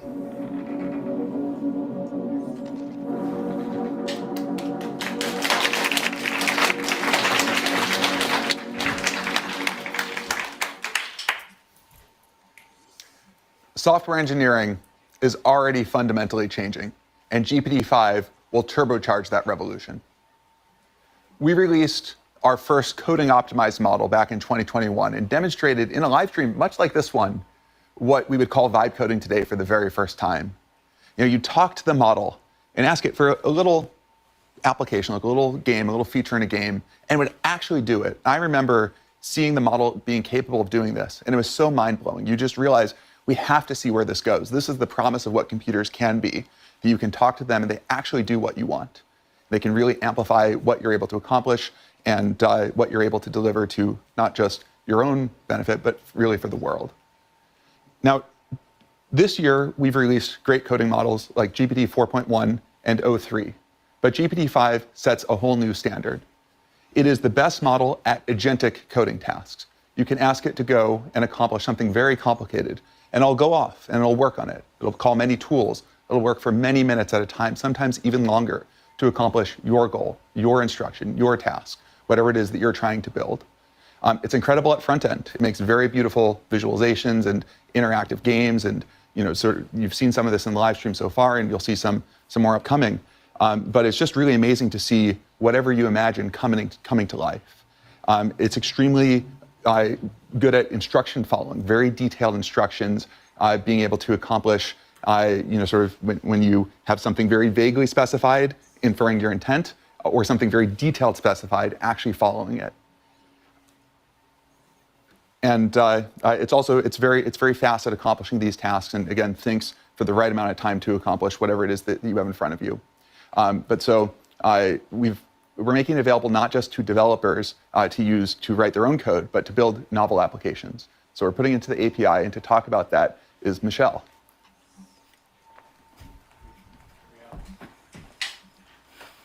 Thanks, Greg. Hi, I'm Michelle, and I lead a research team on post-training focused on improving our models for power users. And that includes use cases like instruction following and coding. Today, I'm so excited to tell you that we're shipping 3 state-of-the-art reasoning models in the API: GPT-5, GPT-5 Mini, and GPT-5 Nano. All 3 slot right in the cost latency curve, so you can pick the right one for your application. We're also, for the first time, releasing a new parameter option for reasoning effort called minimal. And this is so that you can use these reasoning models, but with minimal reasoning, so that they can slot into the very fastest and most latency-sensitive applications. So now you don't actually have to choose between a bunch of models, and you can use GPT-5 for all of your use cases and just dial in the reasoning effort. We also have a few new features coming to the API. The first is called custom tools. In the past, all of our function calling had the model wrap its outputs in JSON, and this works super well when the model needs to output a few parameters. But sometimes, developers are pushing our models to their limits, and they have extremely long arguments for tool calls. And it can be more challenging for the models to escape, valid control characters out of 100 lines of code in JSON. And that's why custom tools are just free-form, plain text. And what's super cool is that we're releasing an extension to structured outputs where you can supply a regular expression or even a context-free grammar and constrain the model's outputs to that. And this will be super useful if you want to supply like a custom DSL, if you have your own SQL fork, and specify that the model always follow that format. We're also shipping tool call preambles. And this is the model's ability to output explanation of what it's about to do before it calls tools. This is not super new, but O3 didn't have this capability, and in GPT-5 it's supercharged with extreme steerability. The model is able to follow instructions about these preambles very effectively. You can ask the model to give a preamble before every tool call, or only when something notable is going to happen, or not at all. Next, we're shipping a verbosity parameter. We've actually wanted this in the API for a long time, and now you can set verbosity to low, medium, and high to control how terse or expansive the model is with its outputs. GPT-5 is a state-of-the-art coding model. On xBITE.AI, a measure of Python coding ability, GPT-5 sets a new high of 74.9% versus the 69.1% from O3. On ADER Polyglot, which is a benchmark that covers all sorts of programming languages and not just Python, GPT-5 scores 88%, a stark improvement over O3. You've also seen that it's incredible at front-end web development. And so we've asked human trainers to look at outputs from GPT-5 and O3 and pick which they prefer. And they prefer GPT-5 70% of the time for its improved aesthetic abilities, but also better capabilities overall. But GPT-5 is not just for coding. It's incredible at agentic tool calling. It's the leading state-of-the-art model for tool calling, and we see this on the new Tau squared benchmark. This benchmark, released just 2 months ago, is a test of the model's ability to call tools and work in concert with the user to solve a challenging problem. This case in the telecom industry, so trying to solve the problem for a user not having their service working. Just 2 months ago, no model in the field scored more than 49%, and today, GPT-5 scores 97%. GPT-5 is also state-of-the-art on general-purpose instruction following. It scores 99% on Collie, which signals a great departure for this benchmark for us. It also scores 70% on Scale's multi-challenge benchmark, up 10 points from O3. And this is a measure of multi-turn instruction following. Finally, the instruction following eval I actually prefer the most is one we've built in-house. It's based on real API use cases, and for that reason, it's a really good measure of how GPT-5 will perform in your application. On the hard subset of this, GPT-5 scores 64%, up from 47% from O3, a pretty meaningful improvement. So we think it will perform quite well in your applications. We're also bringing GPT-5 to a longer context window in the API. It's now got 400K of total context, up from 200K from O3. But it's not enough to just release a longer context window. We wanted to make it more effective and usable. And GPT-5 is state-of-the-art on the 128K to 256K of OpenAI MRCR, which is a benchmark we open sourced 2 months ago on long context retrieval capability. It's also state-of-the-art on OpenAI's GraphsWalk's BFS benchmark, which is a measure of the model's ability to reason over long context inputs. It's a great merger of the reasoning capabilities and also the longer context in this model. We're also open sourcing a new long context eval called BrowseComp Long Context to measure the model's ability to answer challenging questions over long context. We're excited to spur on more work in this field. We think GPT-5 is the best model for developers. It was trained with a focus on real-world utility and less so on benchmarks, but we happened to pick up a few of those along the way.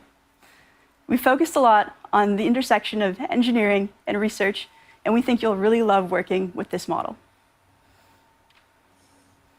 Amén. No sé si vomitar ya o esperar. A ver. Thank you, Michelle. As Michelle was saying, the benchmarks, they're exciting numbers, but we're starting to saturate them. Like when you're moving between 98 and 99% in some benchmark, it means you need something else to really capture how great the model is. And one thing we've done very differently with this model is really focus on not just these numbers, but really on real world application, it being really useful to you in your daily workflow. So hearing about it is much less exciting than seeing it. So to show you this model in action, I'd like to welcome Addie and Brian to the stage. Thanks, Greg. I'm Brian, a solutions architect on the startups team.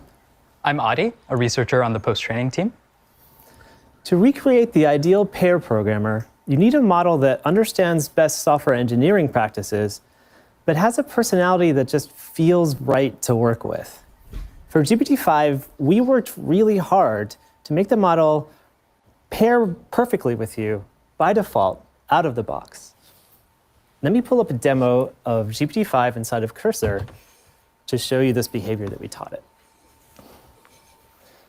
So last month, I was on a different live stream, and towards the end, I ran into a bug that I covered up. And afterwards, I tried to have GPT-3 fix it for me, and it couldn't. So while we were testing GPT-5 before this, I had it see if it could fix that bug for me. And to taunt the demo gods, I'm going to see if it can do it on stage. All right, let's hope for better luck than with O3. This is less about that fix and more about the behavior of the model during this process. So right away, you're going to see that it's going to tell you its plan up front. It's going to tell you how it's going to look for the bug, maybe how it's going to fix it. This kind of communication builds trust during a coding session and helps you redirect if you need to, but you don't need to. I like how it's giving you updates. Like it said it's going to search and now it's continuing. Yeah, it searches faster than me. It's using the same best practices that I would while I was hunting this down, but it is much more powerful than I am as a developer. Now, did you try to fix the bug yourself? And how long did it take you? I couldn't do it. I mean, I was busy, so. Okay, so continuing on, it's like starting to figure out where it's going. It's going to sort of like figure this out. So while this is going, let me tell you a little bit about how we trained GPT-5 to behave this way. We started by talking to users and customers about how our models perform in the most popular coding tools like Cursor, and we identified frustrations and rough edges, and we boiled it all down into 4 personality traits: autonomy, collaboration, communication, context management, and testing. We turned those into a rubric that we used to shape the model's behavior, and then we tuned it until it felt like a collaborative teammate while we were using it.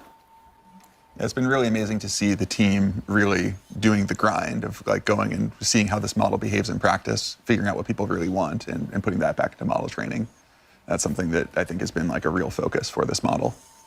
It's been pretty great. So while this is fixing, the other thing that we did during testing, which was really surprising, was we were sort of pressed for time. And we had it refactor one of our test harnesses to run parallel on Docker and set it off, came back like 45 minutes later. It's just like it just finished. And we tested it out and it ran the first time. It was pretty surprising. That's incredible. That is magical. OK, so it made the edits. It looks like, yeah, it found the right problem. And right now it's actually, OK, it's running lints, but these lints are actually not related to this bug, so it's going to ignore them. And then it's going to run a build. It'll run tests if there are any. It's going to make sure that this code is shippable before it's done. It's actually really smart that it finds lints and realizes that these aren't relevant to the specific bug we're fixing. It's not making unnecessary edits. Totally. So this is just one example, but it really shows the power of the autonomy and the collaborative communication and how it stays reliable on difficult coding tasks without getting stuck on death loops. And the best part, GPT-5 is totally tunable. You can steer it with system prompts or cursor rules. You can change its verbosity levels or reasoning levels to match your tasks. And if you get stuck, ask it. GPT-5 is actually really good at modifying its own prompts by meta-prompting. So after using this for the past few weeks, it really feels like we've achieved state-of-the-art, zero-shot performance and reliability across the most complex coding tasks. For me, it's the first time I trust a model to do my most important work. This is beyond vibe coding. It's an incredibly powerful tool, and I'm really excited for people to try it. Madre mía, de verdad, qué presentación. Pero esto ¿quién lo ha Thanks, preparado? Brian. It's super exciting to see how far GPT-5 has come when it comes to coding personality and steerability. I'm really excited to show how great GPT-5 is at front-end coding, where design and aesthetics really matter. So I've got 2 demos for you today, work and one for fun. Let's start with the work example. So imagine you're the CFO of a startup.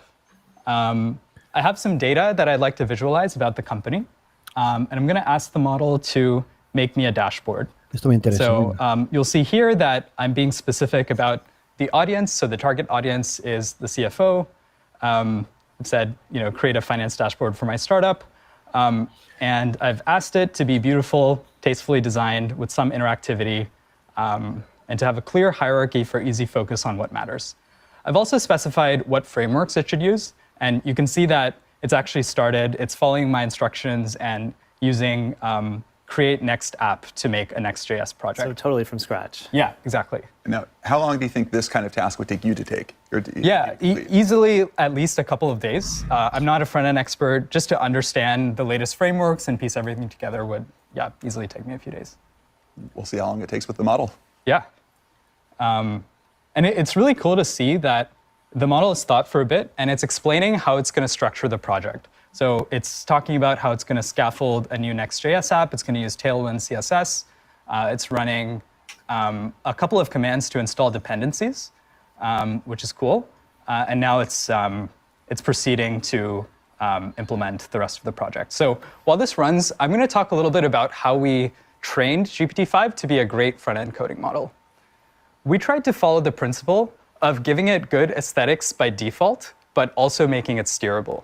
So if I give the model a concise prompt, it should be able to infer my intent and make something that looks great by default. On the other hand, if I'm specific about a layout or frameworks that I want the model to use, it should follow my instructions precisely. And this makes it the best of both worlds for developers. We also trained GPT-5 to be much more agentic than previous models. So if you give it a task like this, it will run long chains of reasoning and tool calls and just go to work to build code that is both ambitious and coherent. I like how you said ambitious, because it means it goes above and beyond without going off track or off what you specified. Yeah, exactly. So what we want is the model should adhere to my prompt, but also like be ambitious and go above and beyond when it thinks it can. And so checking in here, looks like the model is making progress. It's creating a README file. Yeah, and I think it's thinking about how to make the code modular. So it's created like a bar chart component. Looks like it's continuing here. I love that it doesn't just write the code. It also really thinks about proper abstractions and documentation and really the whole life cycle of what it is to write software. Yeah, exactly. It's not just writing the code like in SweBench, but it's also communicating about the code and explaining what it's doing. Let's check in to see what's going on. So while this runs, GPT-5 understands details much better than previous models. So when we trained the model, we taught it to understand details like typography, color, and spacing in a way that just eclipses any previous model we've shipped. Like, I remember with old models, you would have to like write really specific prompts to get it to do what you want, but GPT-5 just gives you great results by default. During testing, we were looking at the A's and B's for different versions of the model to see if it was doing better at UI, and at some point we stopped being able to tell and actually had to pull in designers to teach us what was better. Yeah, it was really fascinating to see the model's aesthetic preferences evolve during training. And like we woke up one day and it was just making these great UIs. How do the model's aesthetic preferences compare to your own? Yeah, I think in general, I feel like the model has better aesthetics than me. Like usually I defer to its judgment. And I find that like really helpful when I'm trying to make an app. Like I'm not exactly sure how I want it to look, but the model's defaults are just great. Yeah, and checking in here, so you can see that the model has actually structured the code into these different components. So it's made a sample data TypeScript file, KPI card, component, revenue chart. And like I said, it's super modular. And it's thinking about how to not just write code, but write high quality code that can actually be merged.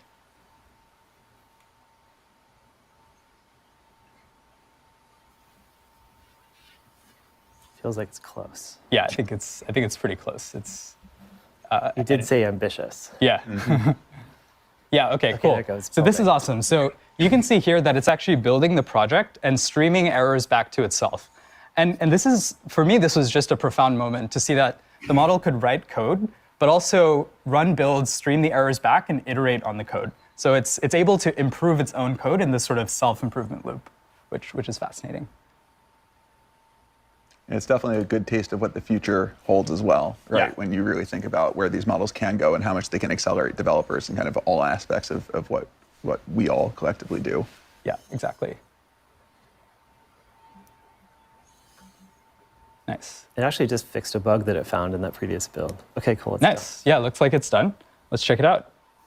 So I'm gonna follow the instructions that I don't really know front end. So let me see how I should run it. So it's saying cd to the directory and then run npm run dev. So let me do that. And it looks like it's being served on port 3001. So let me just open that port. Wow, it's alive. Nice. Nice. Yeah, so you can see here, let's check it out. So The model has made me a dashboard. It's telling me like my ARR, cash. Looks like this company is doing pretty well. You can see that revenue is growing. And the model's added like some interactivity here. So if I hover over a graph, it actually tells me the exact value for a particular day. It would take me like 5 hours to do that in D3. Yeah, imagine like manually doing this in D3. It's just like...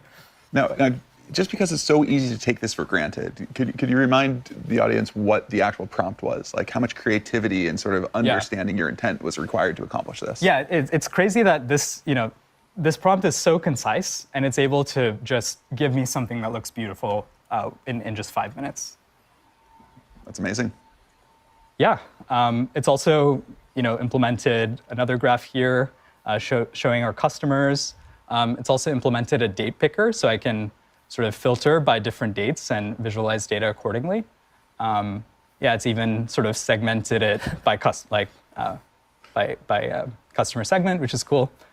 So this is just one example that highlights the power of GPT-5. There will no longer be excuse for ugly internal applications. Exactly. Let's go to the fun demo. Yeah. So I mean, this was pretty fun, but even more. Even more, yeah. So I have a younger cousin, and I want to make a game for her. So I want to make a 3D game that incorporates a castle. So you can see my prompt. I'll just kick this off. Sorry. It's always the non-AI parts. Yeah, exactly. Yeah, OK. So you can see my prompt. Create a beautiful castle. I've included some details like we want people patrolling the walls, some movement, horses. And I want a mini game where I can pop balloons by clicking on them. And this should make a sound effect. So let me run this in Cursor. I'll just paste it in. And I'm going to show an example that I've already generated just to save some time. So here is the beautiful castle that the model made. So it's just wild how, from a concise prompt, the model has this great sense of aesthetics where it's made this like floating rock, made a 3D castle. And if you zoom in, you can see like tons of detail, like these guards that are walking around, cannons firing. Do you want to fire the cannons if you click this button? Of course. Who wouldn't want to? There we go. Yeah, there we go. So you can fire the cannons. You can even chat with the characters. So we'll say hi to Captain Rowan. They have names. They have names. Say hello to the merchant. Merchant's selling some stuff. What's your favorite song? A Ballad of Banners and Dawns. Nice. Give me some wisdom. Curiosity is volatile. Yeah, that makes sense. Minigame. Yeah. Do you guys want to try the minigame? Absolutely. Let's play the minigame. So if you hit this button, you want to try, Greg? All right. So you can fire at these balloons. Oh, wow. All right. Yeah. Oh, no, I'm not good at it. Hold on. Precioso. Maybe I can ask GPT-5 for some help with it. Yeah, a little Oh, you hit one. Precioso. That one. Oh, there we go. We got a sound There's effect. a sound effect. Madre mía. These are historically accurate balloons. Yes. Did I get a second one yet? Yeah, this game is harder than it looks. Hold on, we got a balloon coming. There we go. All right. Nice. I think I should quit while I'm ahead. Cool. So working with GPT-5 has been really fun and profound for me because for me, this is the first model I've worked with that actually has a sense of creativity. And we're really excited to see how GPT-5 unlocks your creativity. All right, thank you both. This is absolutely amazing. Now, we believe that GPT-5 is the best coding model in the world, but don't just hear it from us. To talk more about this model and how to make it really useful for developers, I'd like to welcome Michael Truell, who is the co-founder and CEO of Cursor. Thank you. Good to be here. Great to have you. Yes. So, what was your very first experience with GPT-5? So when we got access to GPT-5, we just set about using it on our actual work. And so to start with, as a test, we asked it to tell us something non-obvious about our code base. And within a couple of minutes, it buried into the code base. It identified a particular system that we use for remote code execution. And it identified a non-obvious architecture decision we had made. And then it also understood why we made that architecture decision. and it was to harden our security. And those were architecture decisions and trade-offs that took humans weeks to think through. So it was kind of amazing to see its code-based understanding abilities from the get-go. That's really great. Not just the code writing, but actually the code reading and understanding. Yes, yes. Yeah, turns out there's so much more to software than just the emitting of the code. Yes, yes. No, the understanding is an important prerequisite. And what has most stood out to you about GPT-5? It's incredibly smart. It's a very smart model. And even though it is smart, it does not compromise on its ease of use for real pair programming. That means it's incredibly fast.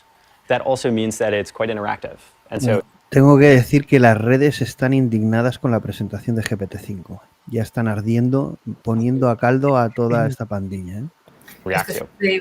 It's also great not just that you give it one initial query and then it goes and does that, but working with you over a long session. Where you're asking it to backtrack on something that it's gone down, or asking it to make additional changes to the code base.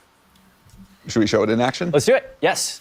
So I think we are going to go and we're going to try and solve a bug. And so this is the OpenAI Python SDK. There are a bunch of issues in the OpenAI Python SDK. There are also a lot of closed issues. Okay, good. And it seems like there's a problem with uploading PDFs through the SDK. This has been open for 3 weeks, so open it's for 3 weeks. Not a trivial problem. Yeah.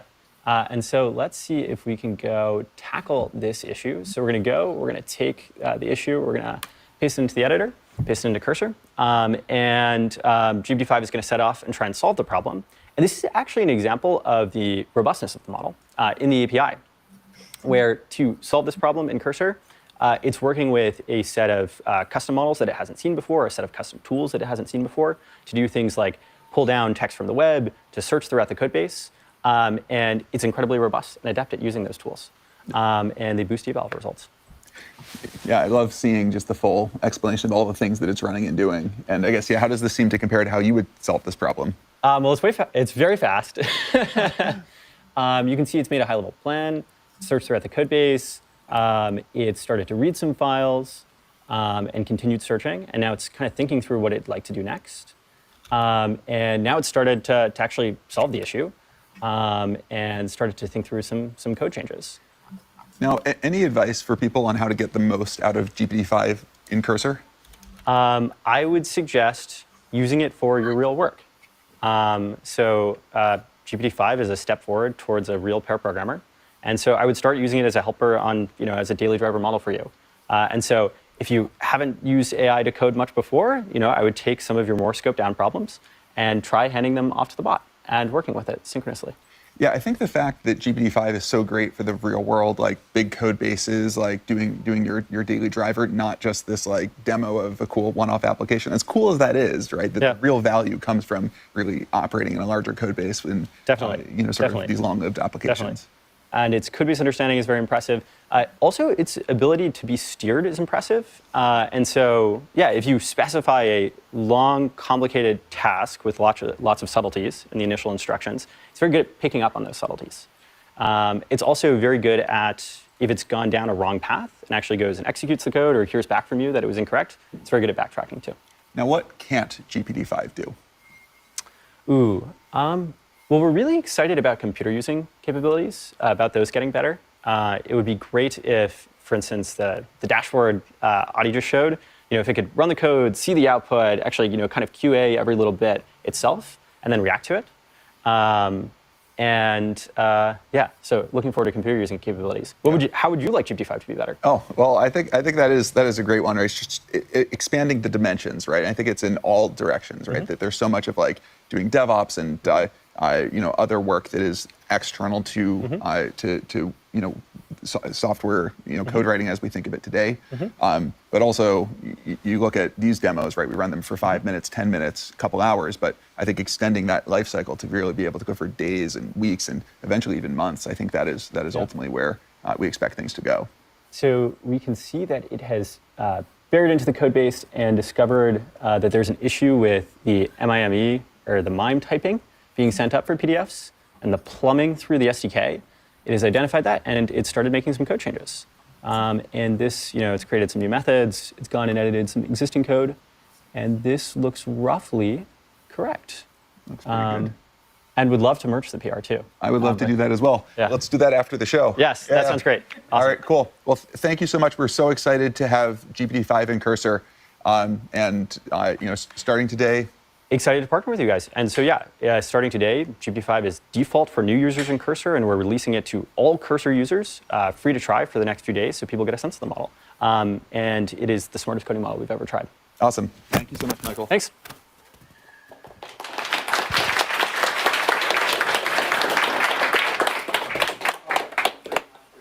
But it's great for the enterprise. We think of it like it's great for the enterprise. We think of it like a subject matter expert that is in your pocket, that is an expert across every domain, legal, finance, whatever application you have in mind. To talk about how GPT-5 can be applied to the enterprise, I'd like to welcome Olivier to the stage. Thank you. Thank you, Greg. Hi, everyone. I'm Olivier. I lead the platform at OpenAI. At this point, I think you got the message. We care a ton about developers and coding. But that's not all. Enabling businesses and governments is critical to OpenAI mission. Put shortly, we want to enable the key industries to transform themselves, such as healthcare, education, energy, or finance. Since we launched ChatGPT and the API, 5 million businesses have been using our technology. I'm still mind blown. 5 million businesses. And those businesses are not just playing. They're not just experimenting. They're pushing in production new products in the real world. And I believe GPT-5 is going to be a step function with that regard. As Sam mentioned earlier, the possibility to have a subject matter expert in your pocket is going to enable every employee to do more. But let me give you a few examples. First, I want to talk about life sciences. Amgen is a company in the US that designs new drugs, new medicines, to fight some of the toughest human diseases. Amgen was one of the first testers of GPT-5, and they used it in the context of drug design. And what Amgen scientists found is that GPT-5 is particularly good at deep reasoning with complex data. Think analyzing scientific literature or clinical data. Next, I want to talk about finance. BBVA is a multinational bank which is headquartered in Madrid, in Spain. BBVA has been using GPT-5 for financial analysis. And the takeaway was pretty clear. GPT-5 beats every single other model out there in terms of accuracy and speed. What used to take 3 weeks for... BBVA, ahí estamos. España tiene que estar ahí. BBVA. Next, I want to talk about healthcare. Oscar is an insurance company based in New York. And they've been using GPT-5, and what they found is that GPT-5 is the single best model for clinical reasoning. Think mapping complex medical policy to patient conditions. It's not all about businesses, it's also about governments. We are super excited by the announcement that we made yesterday that the 2 million US federal employees will be able to use GPT-5 in ChatGPT. And I cannot wait to see how that enables to deliver better, faster services to the American people. And frankly, that's all very cool, but I think that's the tip of the iceberg. If history is a teacher, and we've seen it with GPT-4, we are going to see many, many use cases emerge over the coming weeks and months that all of us could not even imagine. And so I cannot wait for us to invent that future together. Let's talk quickly about pricing and availability. GPT-5 is going to be available in the API starting today. 3 models, GPT-5, GPT-5 Mini, GPT-5 Nano. GPT-5 is going to be priced at $1.25 and $10 per million input token and output token. Mini and Nano are even faster and more affordable. Nano, don't sleep on it, it's 25 times more affordable than GPT-5. It's pretty cool. I cannot wait to see what you all build. And next, our chief scientist, Jacob, is going to close us out. Venga, Jackie-chan, pa' su casa. Venga, otro. Thanks, Olivier. At OpenAI, at the core, we are about understanding this miraculous technology called deep learning and what its consequences are. Our research aims to understand what deep learning is capable of and how to steer it to make it safe and useful for all of us. This is a work of passion, and it's a mission. And I want to recognize and just deeply thank the team at OpenAI. It is a great privilege.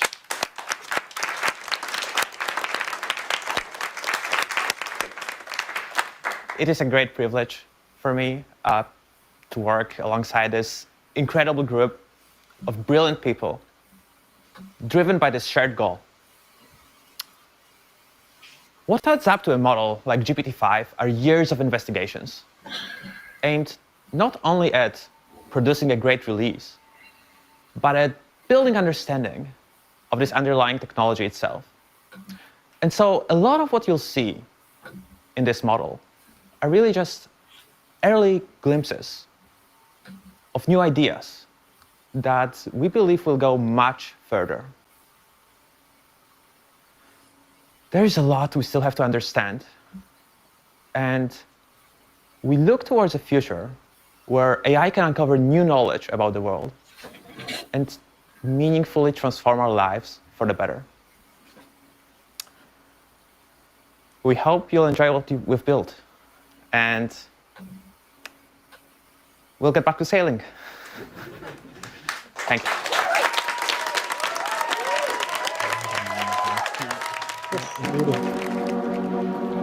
Dios mío que se acabe. Dios mío que se acabe. No sé si se acaba, pero esto puede ser una de las mejores películas de terror. Espero que digan como que esto está generado por IA o por el GPT-5. Sí, esto es hora 2. Ahora viene la intro de verdad. Pero esto, ¿qué ha dicho el hombre? Este es el que se ha despedido. Este es el que ha cerrado el evento histórico. Se supone que sí, ¿no? Han cerrado ya. Pero entendemos que hemos acabado ya. No, yo creo que se ha quedado... Pero ese tío se ha quedado en blanco y creo que eso no estaba improvisado. Creo que vamos a poner a otra persona porque... Ah, no, ya está. Vamos bien. ¿Y qué opina la gente? Pues tenía la esperanza de que... La gente no. La gente estaba mirando las opiniones y da igual lo que piense. Bueno, opinad vosotros. Yo es que, bueno, voy a hacer un programa solo para eso, de GPT-5, porque lo voy a decir yo. Para mí esto marca el fin de OpenAI, directamente.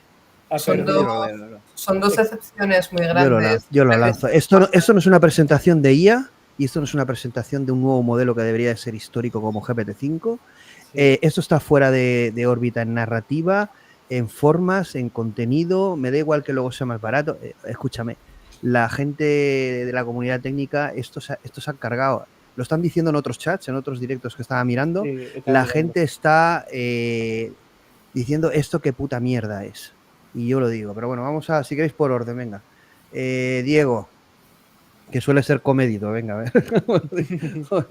A ver, Diego, ¿tú qué piensas? Sí, o sea, quiero decir, a mí o sea, no iba con muchísima expectativa, la verdad que tampoco, o sea, yo creo que han ido muy poco a poco por este motivo, o sea, de ir sacando que sí, 4.1, 4.5 y todo eso, a lo mejor el hecho de ser la consecuencia natural un poco de los nombres, a lo mejor era como una pista de, oye, tampoco va a ser una locura o algo así, no sé. La cagada de 4.5 se ve en el vídeo. Hay un vídeo de GPT 4.5 donde el técnico explica claramente qué está pasando en OpenAI. Y la cagada con 4.5 es de órdago. Lo que pasa es que se tapó, aquí no pasa nada, unas castañuelas, 4 vídeos, 4 posts y se acabó. Pero no estaba diciendo Beatriz. Pero bueno, sí. Podéis tener todo el tiempo que queráis, o sea, para comentar. Me parece curioso, sobre todo, o yo me quedo con lo positivo, como tú dices, de, pues eso, lo de bajar las alucinaciones es un problema así bastante complejo. Significa que o han mejorado las tools de retrieval de alguna forma o han entrenado con unos datos extremadamente buenos y quitado muchísimo ruido de las datasets y todo eso de alguna forma, que me parece bastante interesante e importante también. Y te quiero preguntar una cosa, Diego. Bueno, tú tienes perfil técnico, pero se lo voy a preguntar a todos. Voy a buscar la gráfica. Hay algunas que es... no sé cómo han tenido los huevos, santísimos huevos de ponerlos. Y algunas están manipuladas. Vamos a ver, ¿esto qué significa? Vamos a ver, por ejemplo, cuando tú alcanzas en un... Y hay varias de estas. El 100%, ¿qué significa? Que el medidor o el dashboard o el indicador no es válido. ¿Cómo puede ser que tú alcances un 100? Entonces, GPT-6 que alcanza un 110, esto no tiene sentido. Bueno, hay datasets que se limitan, ¿no? O sea, que decir, alcanzar un 100% en una dataset no es... Pues eso, que la dataset es demasiado simple para el modelo. Tampoco... No, que es 100% efectivo, pero bueno, entonces ya es perfecto, ¿no? Es decir, Bueno, que ha saturado la dataset, o sea, eso puede significar muchísimas cosas. A lo mejor han entrenado con ese dataset también, o sea... Tiene que sacar la siguiente versión para que ya se quede en un 10 y volvemos a empezar. Pero esto es una tomadura de pelo. Esto es para mí una tomadura de pelo. No, sobre todo en IA, cuando vemos un 100%, por lo menos para mí, a lo mejor ha hecho overfitting. 93, 93, 96, 100. ¿Tú crees que va a tener alguna repercusión en el mercado, en la percepción, desde el punto de vista técnico? A ver, también te voy a hacer una pregunta. Tú, como el perfil freak técnico, que yo también lo soy, no es nada despectivo, ¿tú crees que lo que han intentado aquí refleja el espíritu de desarrollo, de intelectualidad, de ingeniería? ¿Tú crees que refleja eso? A mí me parecía esto una serie de mal gusto de Disney. Sí, o sea, lo entiendo. O sea, yo la verdad que lo estaba pensando mientras que lo estaba viendo, no se me ocurre. O sea, yo como usuario normal, pues es que lo que yo utilizo ChatGPT no se puede enseñar en una demo porque sería yo en silencio con el ordenador y yo creo que mucha gente como lo entiende sería así. Yo creo que lo han intentado hacer como muy showcase, en plan de que la gente de muchos campos digamos que lo vea así bonito y todo eso, a lo mejor sí que se les ha ido un poco el norte con este intento de, no lo sé, yo lo ¿Qué? hasta que Sí no que, lo... a ver, sí que hay cosas. Yo he tomado un montón de notas aquí, pero bueno, me parece que la presentación como forma ha destruido todo lo que querían decir como contenido. Parece escenarios de la película de Her, esta de Spike Jones. Luego no han sacado tampoco nada sorprendente, ¿no? Que te digas, mira, hay un par de cosas que dices, wow, ¿no? Estamos hablando de GPT-5, ¿eh? Sí. Yo creo que esto... voy a hacer un programa solo por esto, entero. Yo solo despotricando. Haré una comparación. Bueno, ya empiezan a salir cosas. Voy a poner cosas que también ha pasado José.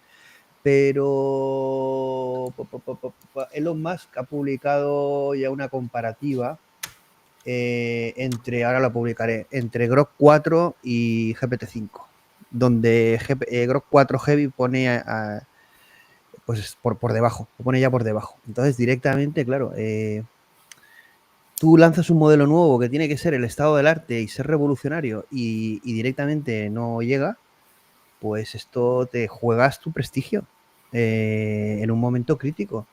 Los modelos Open que han sacado no son tampoco para tirar cohetes. El GPT-5 en la presentación una vergüenza y como modelo pues ya veremos. Entonces, ¿a qué estás jugando?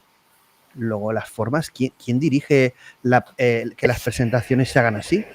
¿Quién dirige? Mira, la mitad de ponentes no sabía hablar ni explicarse. Independientemente de los looks. No vamos a meternos con la apariencia de las personas. Pero no sabían hablar. No sabían hablar. Hay gente que no la puede sacar a hacer una presentación. Estamos hablando de la presentación de un producto histórico en inteligencia artificial, que es lo que va a mover el mundo. En China están descojonándose ahora mismo vivos. En China están descojonándose vivos. Yo voy a ser muy duro. Viendo esto, Estados Unidos lo tiene muy jodido. Muy jodido, porque la narrativa no es esa. Es muy importante la narrativa, ya lo dijo Steve Jobs. No es importante solo la tecnología, es cómo lo narres. Y el OpenAI es líder. Eso llega a un montón de gente joven, periódicos.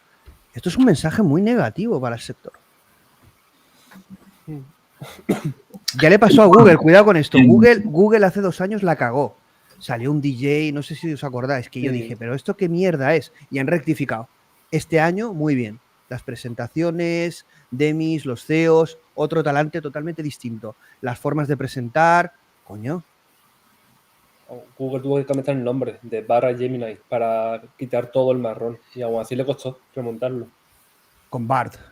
Claro, de Bard, que salió, puso Bard, fue fatal, y con Gemini, vamos, toda esa versión, 3 versiones para remontar. Pero lo han remontado, pero esto... Y luego aquí dicen, bueno, es que no quiero tampoco parecer, pero esta gente son los ingenieros jefe de producto, etcétera, que han salido a defender un momento histórico en OpenAI. Estos son los nuevos ILIA, etcétera. Han comentado el factor de que hay muchos orientales, pero independientemente de los orientales, que no pasa absolutamente nada, obvio. ¿Dónde estaba el liderazgo? Esta gente es el líder de la transformación que dice Sam Altman de la nueva era de la inteligencia, de la singularidad. ¿Esta gente? ¿En serio? Estados Unidos ha perdido la guerra ya directamente. Directamente que salgan todos corriendo. Es que el tema de los orientales es irrelevante, no es un problema lingüístico de no ser nativo, es un problema de hilo lógico en una presentación, de no saber qué estás presentando, de no tener un mínimo de actitud y de... La chica oriental que ha salido la segunda, bueno, pues, yo de verdad me generaba Grinch. A ver, yo lo siento mucho. Todo de principio a fin, porque hay cosas que dices, bueno, esto si tiras el hilo pueden tener casos de uso que puede que estén bien y el modelo es barato. Pero ha sido una cursilería de 1 hora y pico sin parar. Luego la paciente... Ha sido tremendo, ha sido tremendo. Y dices, el informe médico... Mira, lo que dice Alberto Zenit. En China están haciendo un especial de humor. Gepetardo 5.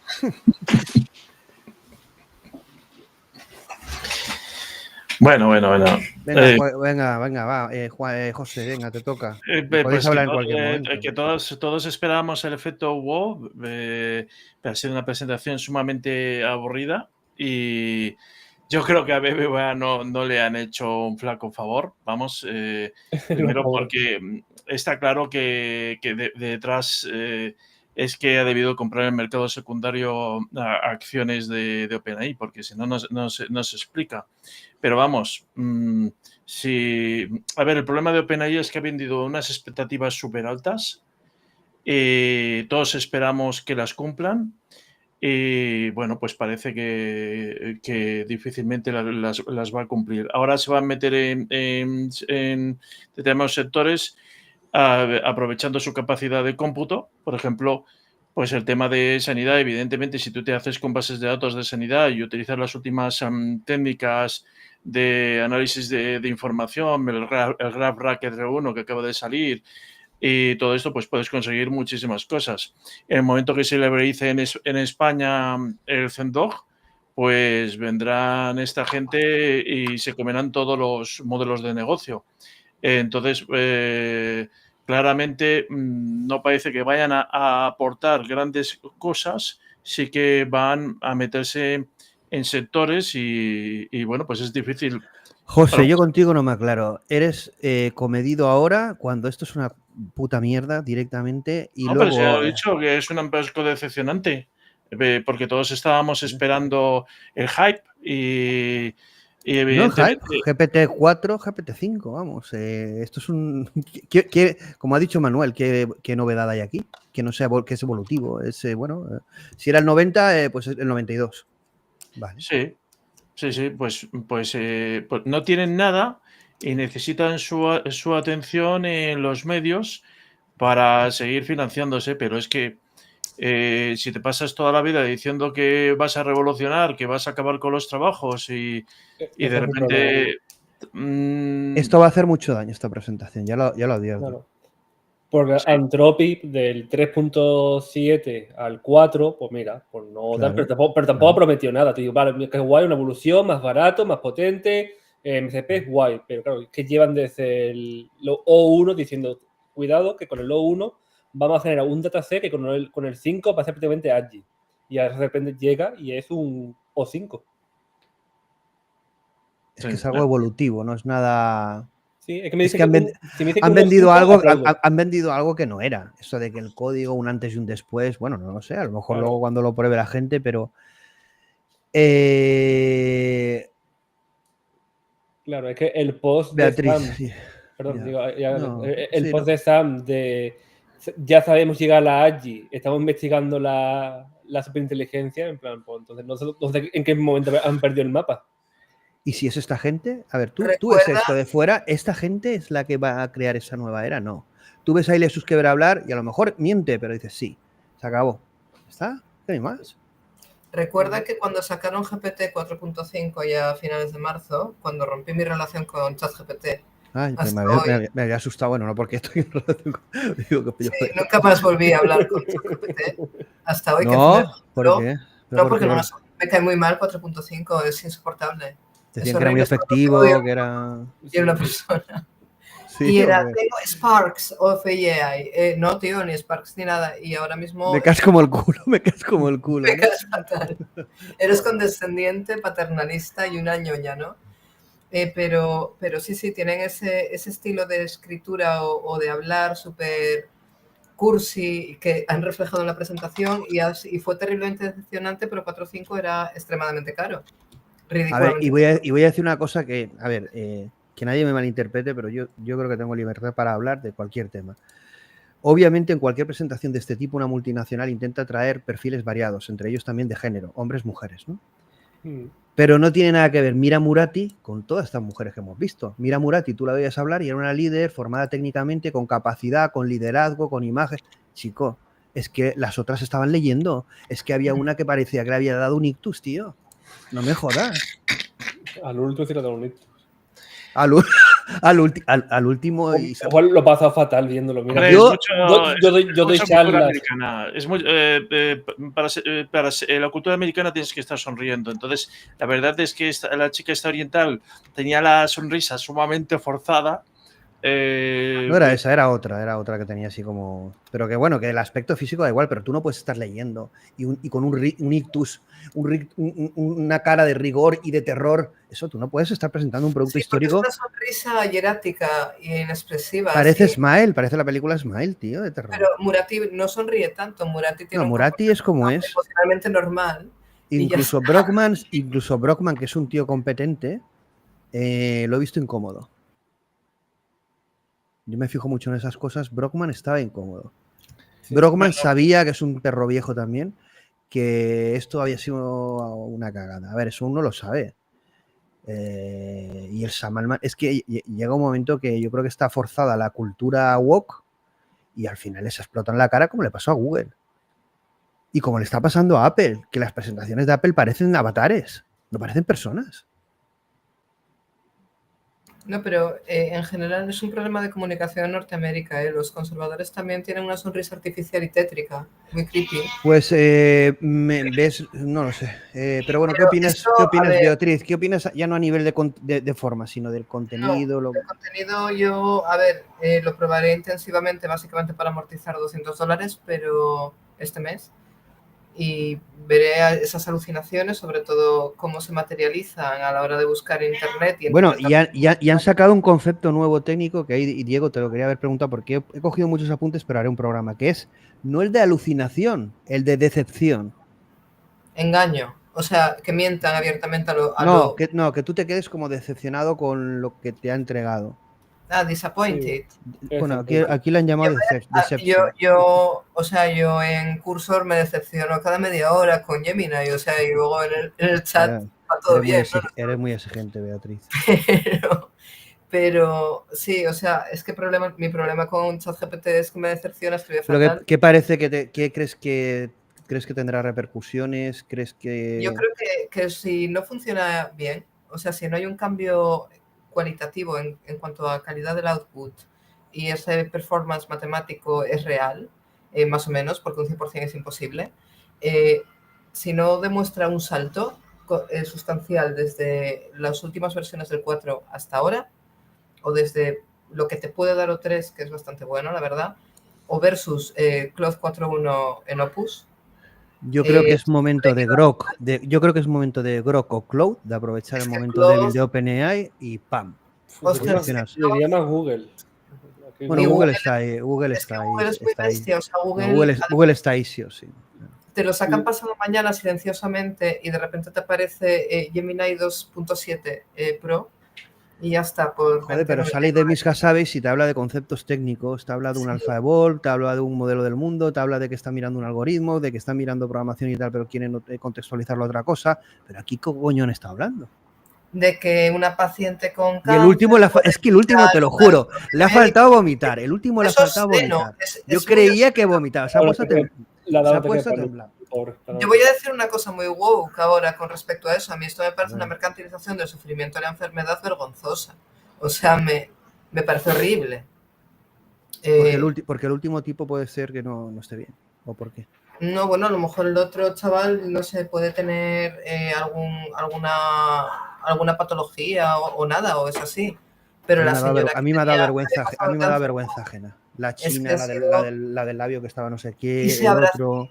Y se daban la mano y le tocaba la piel y eres una luchadora. Y es que me parece horrible. O sea, por favor, la gente con cáncer tiene una enfermedad y no están en Bueno, ninguna... la teniente O'Neill, que han dicho por aquí, que es una cosa un poco de mal gusto, pero en una presentación de GPT-4 ¿era necesario eso? ¿En serio? ¿Tocar la fibra trayendo a una persona? ¿En serio? Sí, porque manipulan a la opinión pública con la emocionalidad y el sentimiento y en Estados Unidos eso es muy, muy típico desde siempre. O sea, no es nada nuevo. Funciona así. Además, fíjate que en Stargate lo que prometieron es que iban a dar solución en el tema de sanidad. Bueno, pues, creo que se están metiendo sectorialmente sin aportar lo que es la inteligencia artificial. Muchos modelos de negocio de determinadas empresas se las van a cargar. Y lo del juego del castillito me parece otra cagada. Bueno, es que pues el juego es para desviar, dedico porque un programa solo a esto. No ha presentado nada multimodal. No, tío, que nos tomamos muy en serio esto. Mientras que en teoría era el top, o sea, GPT-5 iba a ser súper mega multimodal. Y sin dispara los globitos y sale el Brockman ahí. Pero vamos a ver, tú estás gilipollas. Es de chiste. A ver si eso lo presentan hace un año y medio, 2, y tú dices, wow, pero ahora tú estás esperando que te diga, mira, y ahora vamos a hacer una producción de una película poniéndole el prompt de cómo quieres que te va a hacer el guión y en 2 minutos te hace una película ahí.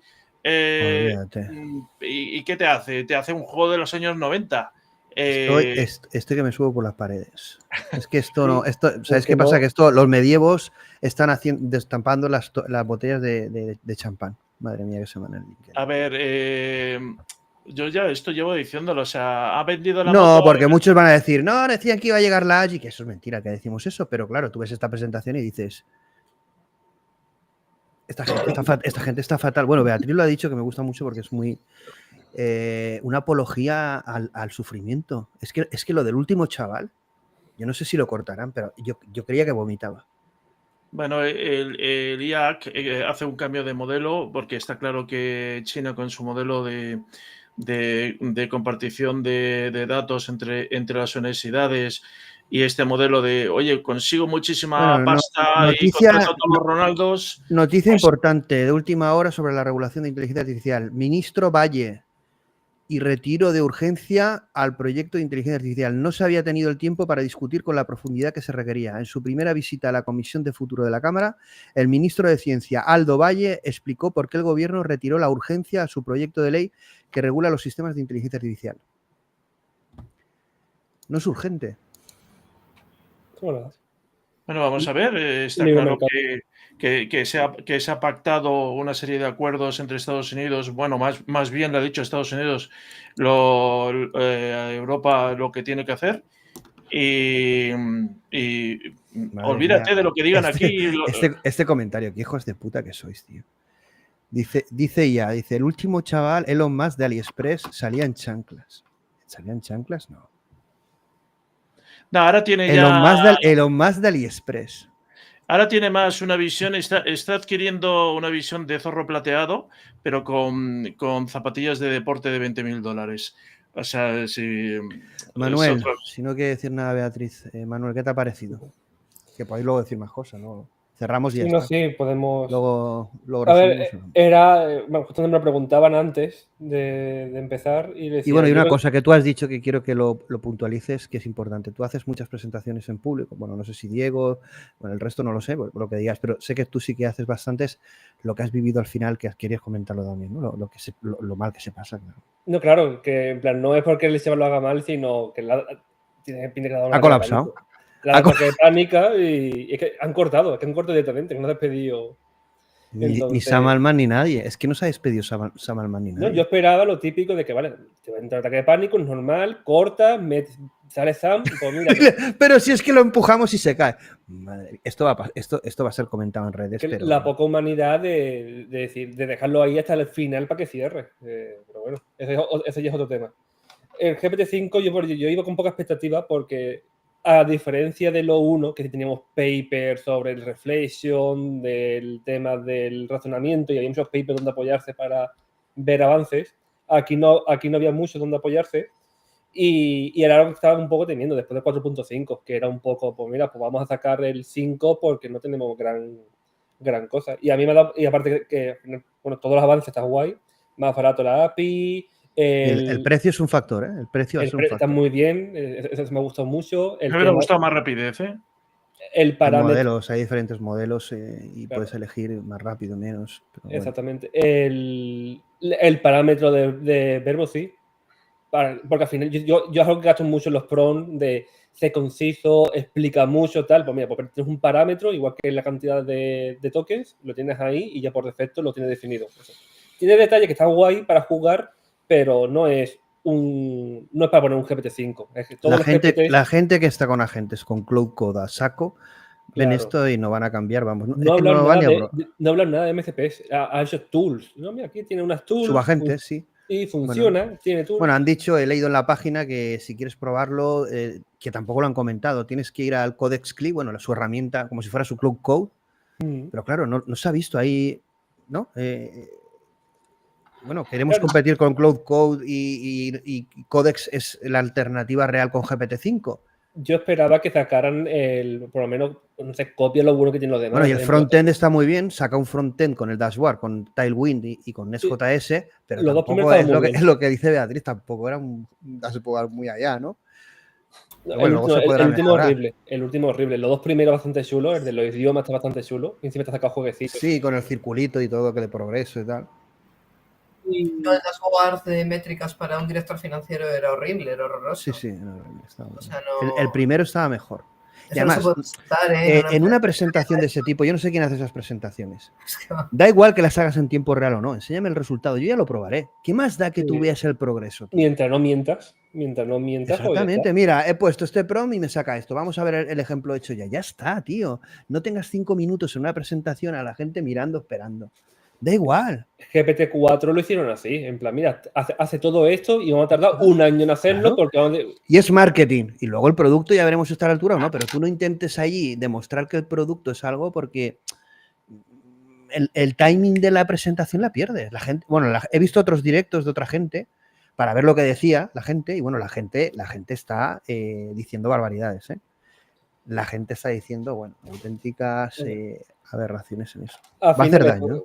GPT-5 va a ser útil. Al final, lo que ha presentado aquí ayuda, pero no es ese wow que estamos acostumbrados. Y sinceramente, mi resumen sería que ha perdido toda la distancia de carrera que tuvo por haber sacado GPT-3. Tenía esa carrera que la gente sacaba bar, sacaban Claude 1 y tal, y no, pero mira, es que comparas con GPT-4 y no había color.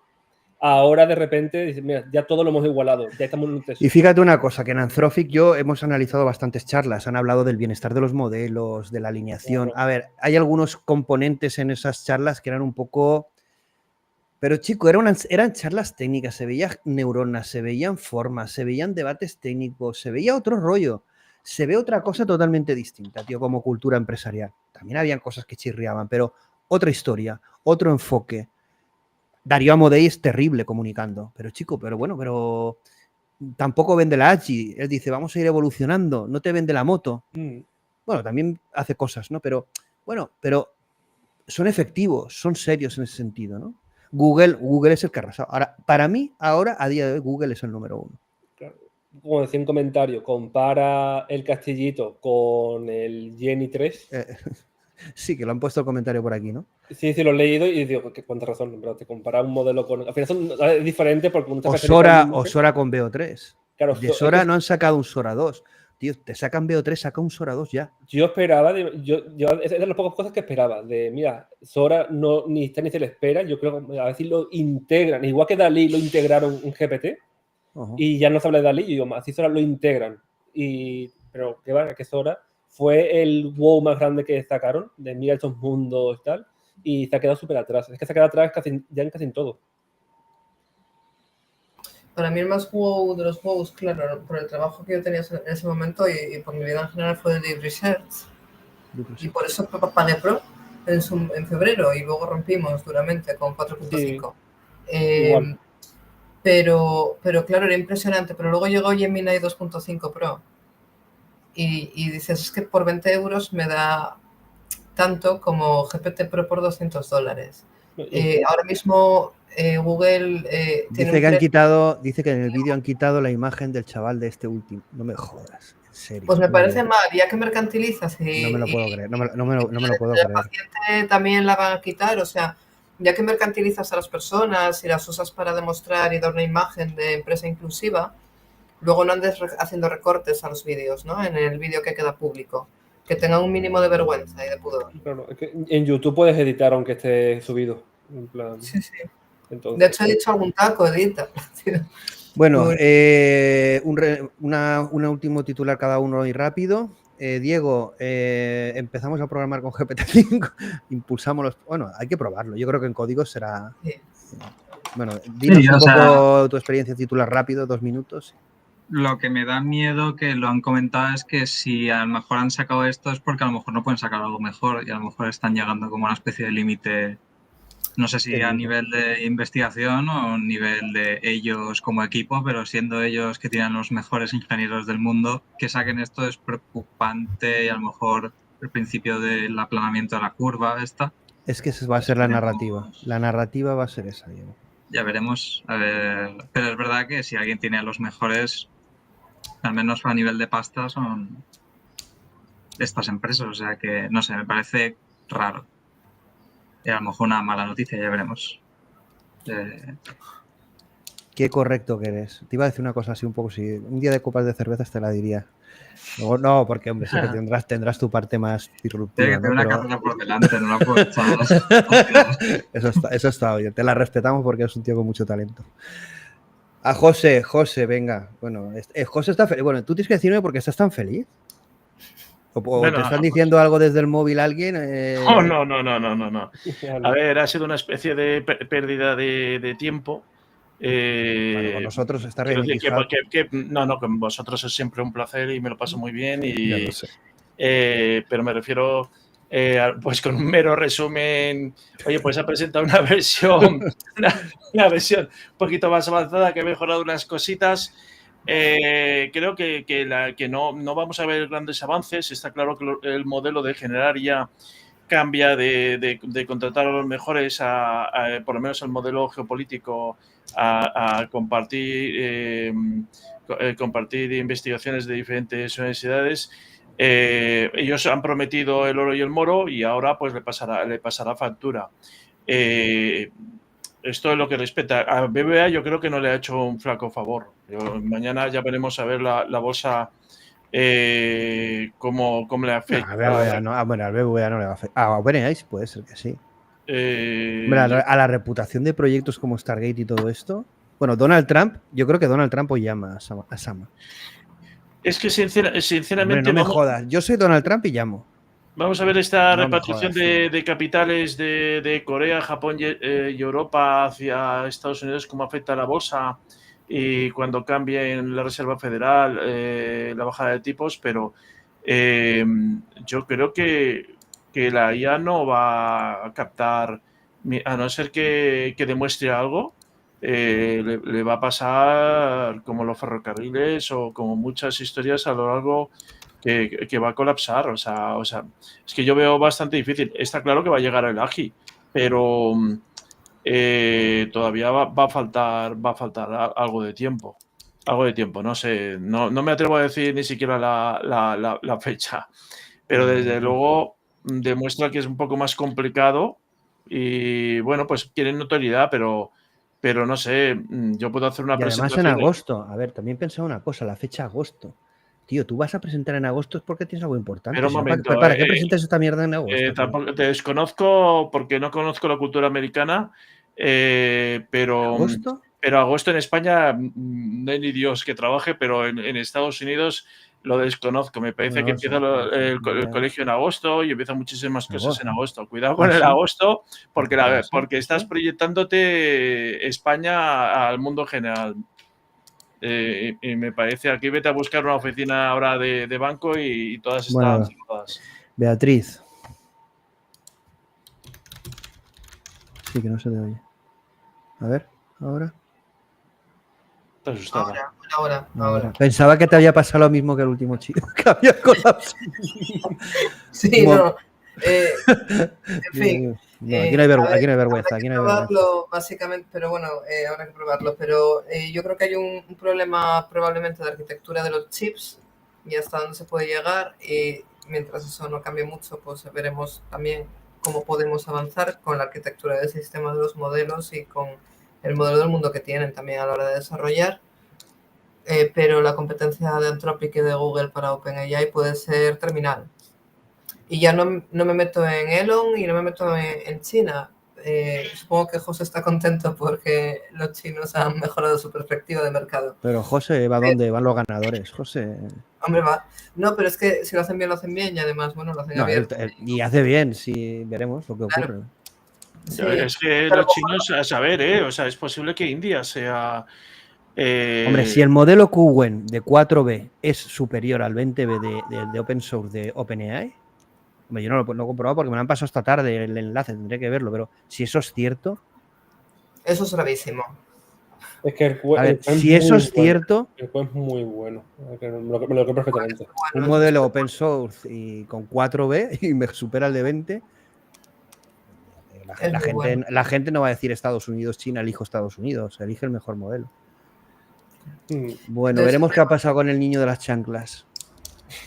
Bueno, aquí el programa ha quedado grabado, pero yo voy a publicar una foto. Presentación de GPT y este tío ahí, la foto. Pero vamos, fijo. Sí. Manuel, último titular y ya nos vamos.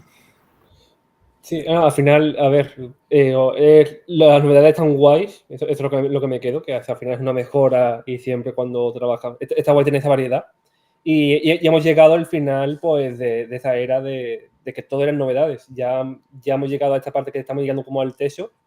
Por lo menos el que impulsó toda esta carrera ha llegado al techo por ahora.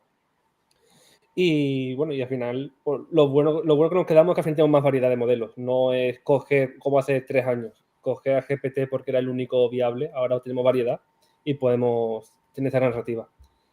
Entonces... No, y al final es un poco decepcionado porque me esperaba un poco que hubiese investigado un poco más. No sé, es que hay papers de tokenizer, analizando los tokenizers, hay papers de analizando... Es que me esperaba un poco más de... Mira que... Bueno, el tokenizer, que es el mismo que GPT-5, el que publican en los modelos OSS, lo van a hacer open source también. Esto lo he leído en la documentación de los modelos OSS, que el tokenizer lo van a abrir. Bueno.